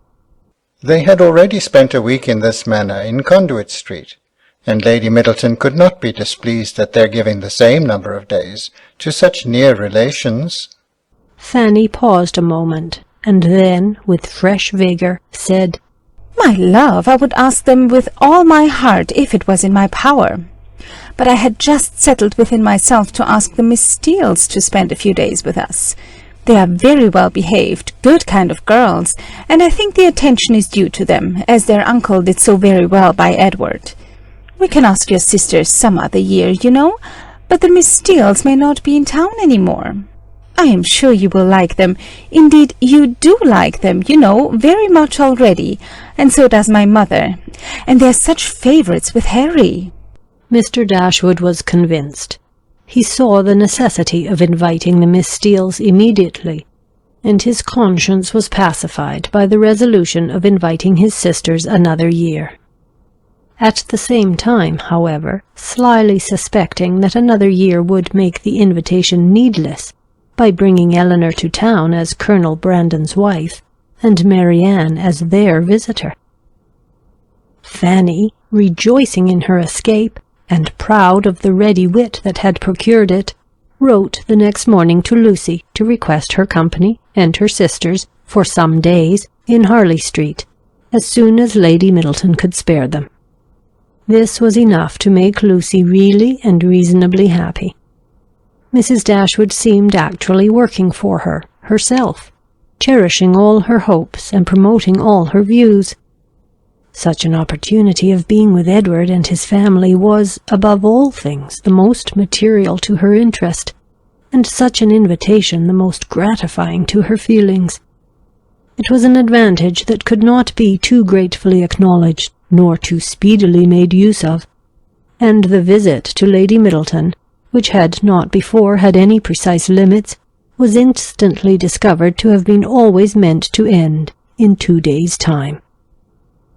When the note was shown to Elinor, as it was within 10 minutes after its arrival, it gave her, for the first time, some share in the expectations of Lucy.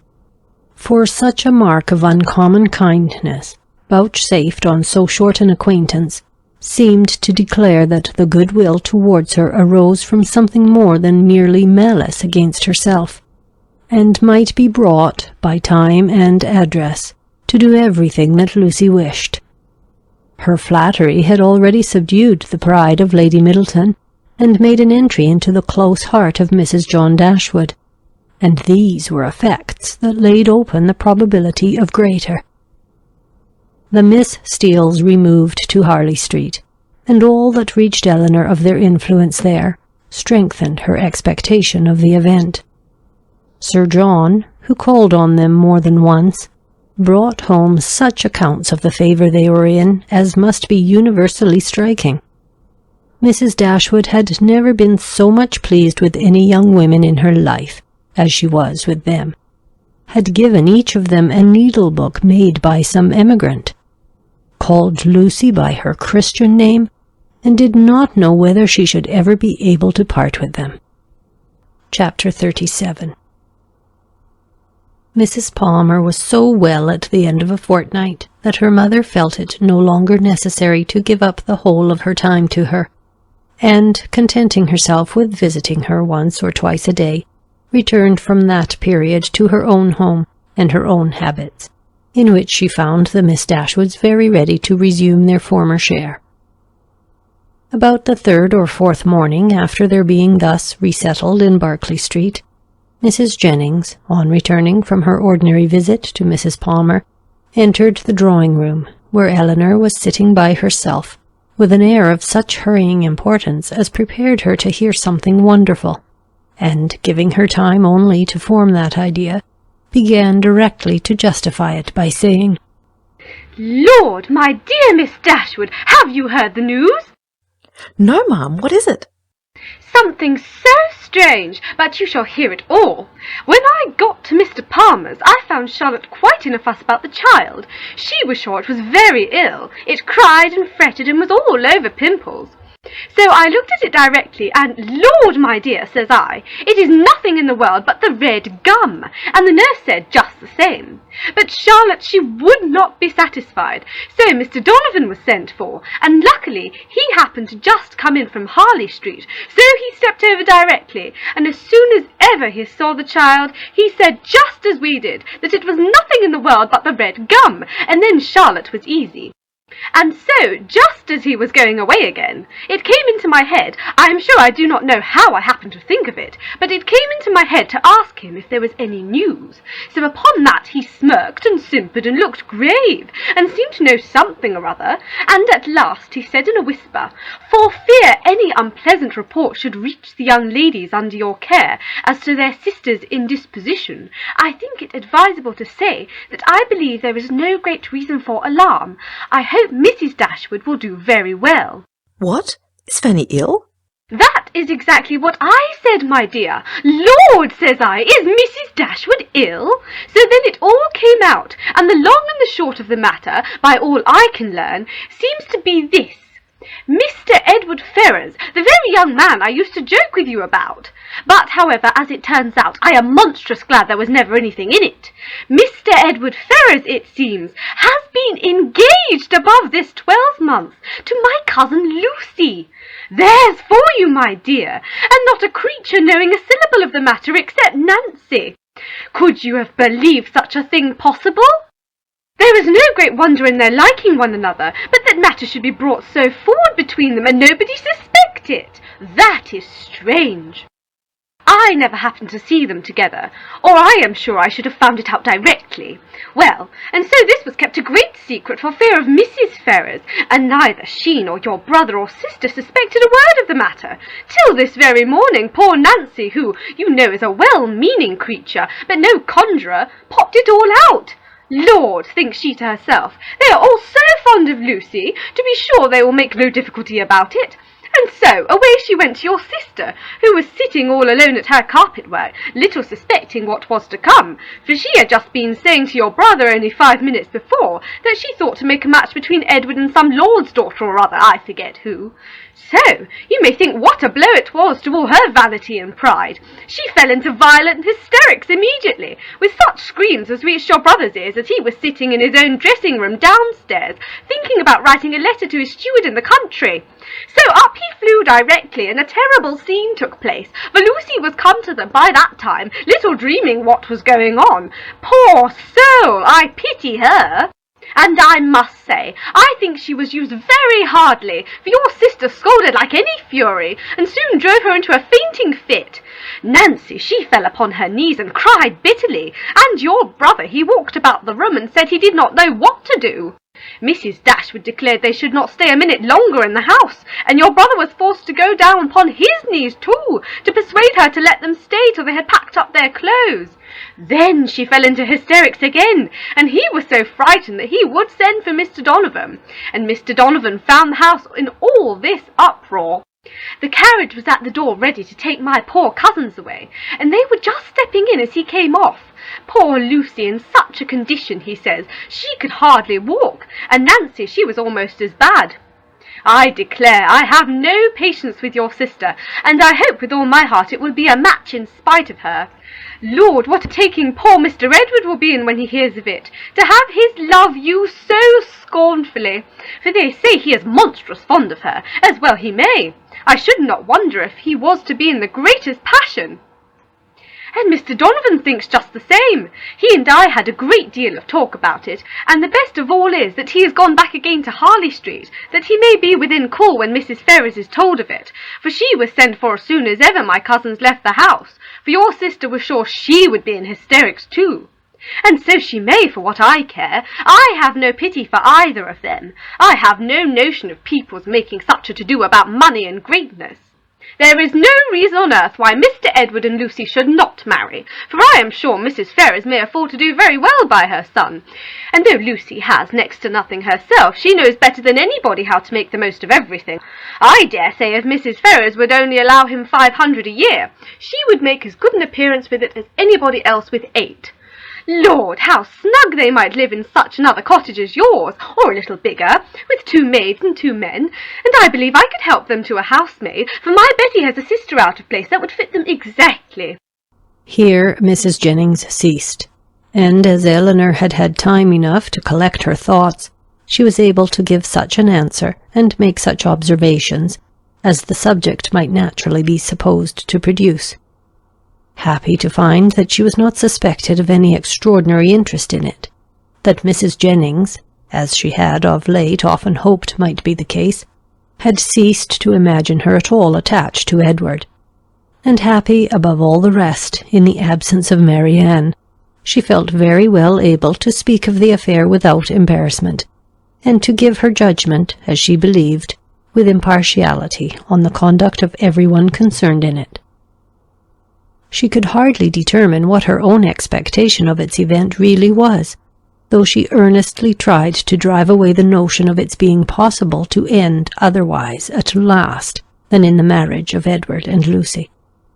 What Mrs. Ferrars would say and do, though there could not be a doubt of its nature, she was anxious to hear, and still more anxious to know how Edward would conduct himself. For him she felt much compassion, for Lucy very little, and it cost her some pains to procure that little. For the rest of the party, none at all. As Mrs. Jennings could talk on no other subject, Eleanor soon saw the necessity of preparing Marianne for its discussion. No time was to be lost in undeceiving her, in making her acquainted with the real truth, and in endeavouring to bring her to hear it talked of by others, without betraying that she felt any uneasiness for her sister, or any resentment against Edward. Eleanor's office was a painful one. She was going to remove what she really believed to be her sister's chief consolation, to give such particulars of Edward as she feared would ruin him forever in her good opinion, and to make Marianne, by a resemblance in their situations, which to her fancy would seem strong, feel all her own disappointment over again. But unwelcome as such a task must be, it was necessary to be done, and Eleanor therefore hastened to perform it. She was very far from wishing to dwell on her own feelings, or to represent herself as suffering much, any otherwise than as the self-command she had practised since her first knowledge of Edward's engagement might suggest a hint of what was practicable to Marianne. Her narration was clear and simple, and though it could not be given without emotion, it was not accompanied by violent agitation, nor impetuous grief. That belonged rather to the hearer, for Marianne listened with horror, and cried excessively. Eleanor was to be the comforter of others in her own distresses, no less than in theirs, and all the comfort that could be given by assurances of her own composure of mind, and a very earnest vindication of Edward from every charge but of imprudence, was readily offered. But Marianne for some time would give credit to neither. Edward seemed a second Willoughby, and acknowledging as Eleanor did that she had loved him most sincerely, could she feel less than herself? As for Lucy Steele, she considered her so totally unamiable, so absolutely incapable of attaching a sensible man, that she could not be persuaded at first to believe, and afterwards to pardon, any former affection of Edward for her. She would not even admit it to have been natural, and Eleanor left her to be convinced that it was so, by that which only could convince her, a better knowledge of mankind. Her first communication had reached no further than to state the fact of the engagement, and the length of time it had existed. Marianne's feelings had then broken in and put an end to all regularity of detail, and for some time all that could be done was to soothe her distress, lessen her alarms, and combat her resentment. The first question on her side, which led to farther particulars, was, "How long has this been known to you, Eleanor? Has he written to you?" I have known it these 4 months. When Lucy first came to Barton Park last November, she told me in confidence of her engagement. At these words Marianne's eyes expressed the astonishment which her lips could not utter. After a pause of wonder, she exclaimed, 4 months? Have you known of this 4 months? Eleanor confirmed it. What? While attending me in all my misery has this been on your heart? And I have reproached you for being happy. It was not fit that you should then know how much I was the reverse. 4 months! Cried Marianne again. So calm, so cheerful. How have you been supported? By feeling that I was doing my duty. My promise to Lucy obliged me to be secret. I owed it to her, therefore, to avoid giving any hint of the truth, and I owed it to my family and friends not to create in them a solicitude about me which it could not be in my power to satisfy. Marianne seemed much struck. I have very often wished to undeceive yourself and my mother, added Eleanor. And once or twice I have attempted it, but without betraying my trust I never could have convinced you. 4 months! And yet you loved him. Yes, but I did not love only him, and while the comfort of others was dear to me, I was glad to spare them from knowing how much I felt. Now I can think and speak of it with little emotion. I would not have you suffer on my account, for I assure you I no longer suffer materially myself. I have many things to support me. I am not conscious of having provoked the disappointment by any imprudence of my own. I have borne it as much as possible without spreading it further. I acquit Edward of essential misconduct. I wish him very happy, and I am so sure of his always doing his duty, that though now he may harbour some regret, in the end he must become so. Lucy does not want sense, and that is the foundation on which everything good may be built. And after all, Marianne, after all that is bewitching in the idea of a single and constant attachment, and all that can be said of one's happiness depending entirely on any particular person, it is not meant, it is not fit, it is not possible that it should be so. Edward will marry Lucy. He will marry a woman superior in person and understanding to half her sex, and time and habit will teach him to forget that he ever thought another superior to her. If such is your way of thinking, said Marianne, if the loss of what is most valued is so easily to be made up by something else, your resolution, your self-command are, perhaps, a little less to be wondered at. They are brought more within my comprehension. I understand you. You do not suppose that I have ever felt much. For 4 months, Marianne, I have had all this hanging on my mind, without being at liberty to speak of it to a single creature, knowing that it would make you and my mother most unhappy whenever it were explained to you, yet unable to prepare you for it in the least. It was told me, it was in a manner forced on me by the very person herself, whose prior engagement ruined all my prospects, and told me, as I thought, with triumph. This person's suspicions, therefore, I have had to oppose by endeavouring to appear indifferent where I have been most deeply interested, and it has not been only once. I have had her hopes and exultation to listen to again and again. I have known myself to be divided from Edward for ever, without hearing one circumstance that could make me less desire the connection. Nothing has proved me unworthy, nor has anything declared him indifferent to me. I have had to contend against the unkindness of his sister and the insolence of his mother, and have suffered the punishment of an attachment without enjoying its advantages. And all this has been going on at a time when, as you know too well, it has not been my only unhappiness. If you can think me capable of ever feeling, surely you may suppose that I have suffered now. The composure of mind with which I have brought myself at present to consider the matter, the consolation that I have been willing to admit, have been the effect of constant and painful exertion. They did not spring up of themselves. They did not occur to relieve my spirits at first. No, Marianne. Then, if I had not been bound to silence, perhaps nothing could have kept me entirely, not even what I owed my dearest friends, from openly showing that I was very unhappy. Marianne was quite subdued. Oh, Eleanor, she cried, you have made me hate myself forever. How barbarous have I been to you! You who have been my only comfort, who have borne with me in all my misery, who have seemed to be only suffering for me. Is this my gratitude? Is this the only return I can make you? Because your merit cries out upon myself, I have been trying to do it away. The tenderest caresses followed this confession. In such a frame of mind as she was now in, Eleanor had no difficulty in obtaining from her whatever promise she required.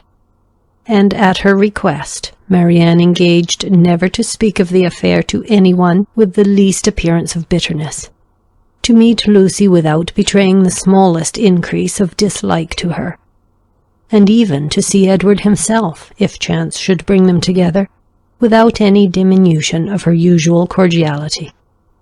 These were great concessions. but where Marianne felt that she had injured, no reparation could be too much for her to make. She performed her promise of being discreet to admiration. She attended to all that Mrs. Jennings had to say upon the subject, with an unchanging complexion, dissented from her in nothing, and was heard 3 times to say, "Yes, Mum." She listened to her praise of Lucy with only moving from one chair to another, and when Mrs. Jennings talked of Edward's affection, it cost her only a spasm in her throat. Such advances towards heroism in her sister made Eleanor feel equal to anything herself. The next morning brought a farther trial of it, in a visit from their brother, who came with a most serious aspect to talk over the dreadful affair, and bring them news of his wife. "You have heard, I suppose," said he with great solemnity, as soon as he was seated, "of the very shocking discovery that took place under our roof yesterday." They all looked their assent. It seemed too awful a moment for speech. "Your sister," he continued, "has suffered dreadfully. Mrs. Ferrars, too. In short, it has been a scene of such complicated distress. But I will hope that the storm may be weathered without our being, any of us, quite overcome. Poor Fanny! She was in hysterics all yesterday, but I would not alarm you too much. Donovan says there is nothing materially to be apprehended. Her constitution is a good one, and her resolution equal to anything. She has borne it all with the fortitude of an angel. She says she never shall think well of anybody again, and one cannot wonder at it, after being so deceived, meeting with such ingratitude, where so much kindness had been shown, so much confidence had been placed. It was quite out of the benevolence of her heart that she had asked these young women to her house, merely because she thought they deserved some attention, were harmless, well-behaved girls, and would be pleasant companions. For otherwise, we both wished very much to have invited you and Marianne to be with us, while your kind friend there was attending her daughter. And now to be so rewarded! I wish with all my heart, says poor Fanny in her affectionate way, that we had asked your sisters instead of them." Here he stopped to be thanked, which being done, he went on. "What poor Mrs. Ferrars suffered when Fanny first broke it to her is not to be described, while she with the truest affection had been planning a most eligible connection for him. Was it to be supposed that he could be all the time secretly engaged to another person? Such a suspicion could never have entered her head. If she suspected any prepossessions elsewhere, it could not be in that quarter. There, to be sure, said she, I might have thought myself safe. She was quite in an agony. We consulted together, however, as to what should be done, and at last she determined to send for Edward. He came, but I am sorry to relate what ensued. All that Mrs. Ferrars could say to make him put an end to the engagement, assisted too, as you may well suppose, by my arguments and Fanny's entreaties, was of no avail. Duty, affection, everything was disregarded. I never thought Edward so stubborn, so unfeeling before. His mother explained to him her liberal designs, in case of his marrying Miss Morton, told him she would settle on him the Norfolk estate, which clear of land tax brings in a good 1,000 a year, offered even, when matters grew desperate, to make it 1,200, and in opposition to this, if he still persisted in his low connection, represented to him the certain penury that must attend the match. His own £2,000, she protested, should be his all. She would never see him again, and so far would she be from affording him the smallest assistance, that if he were to enter into any profession with a view of better support, she would do all in her power to prevent him advancing in it. Here Marianne, in an ecstasy of indignation, clapped her hands together and cried, "Gracious God! Can this be possible?" Well may you wonder, Marianne, replied her brother, at the obstinacy which could resist such arguments as these. Your exclamation is very natural. Marianne was going to retort, but she remembered her promises, and forbore. All this, however, he continued, was urged in vain. Edward said very little, but what he did say was in the most determined manner. Nothing should prevail on him to give up his engagement. He would stand to it, cost him what it might. Then, cried Mrs. Jennings with blunt sincerity, no longer able to be silent, he has acted like an honest man. I beg your pardon, Mr. Dashwood, but if he had done otherwise, I should have thought him a rascal. I have some little concern in the business as well as yourself, for Lucy Steele is my cousin, and I believe there is not a better kind of girl in the world, nor one who more deserves a good husband. John Dashwood was greatly astonished, but his nature was calm, not open to provocation, and he never wished to offend anybody, especially anybody of good fortune. He therefore replied without any resentment, I would by no means speak disrespectfully of any relation of yours, madam. Miss Lucy Steele is, I dare say, a very deserving young woman, but in the present case, you know, the connection must be impossible. And to have entered into a secret engagement with a young man under her uncle's care, the son of a woman, especially of such very large fortune as Mrs. Ferrars, is perhaps altogether a little extraordinary. In short, I do not mean to reflect upon the behaviour of any person whom you have a regard for, Mrs. Jennings. We all wish her extremely happy, and Mrs. Ferrars's conduct throughout the whole has been such as every conscientious, good mother in like circumstances would adopt. It has been dignified and liberal. Edward has drawn his own lot, and I fear it will be a bad one. Marianne sighed out her similar apprehension, and Eleanor's heart wrung for the feelings of Edward, while braving his mother's threats, for a woman who could not reward him. Well, sir, said Mrs. Jennings. And how did it end? I am sorry to say, ma'am, in a most unhappy rupture. Edward is dismissed for ever from his mother's notice. He left her house yesterday, but where he is gone, or whether he is still in town, I do not know, for we, of course, can make no inquiry. Poor young man! And what is to become of him? What indeed, ma'am? It is a melancholy consideration.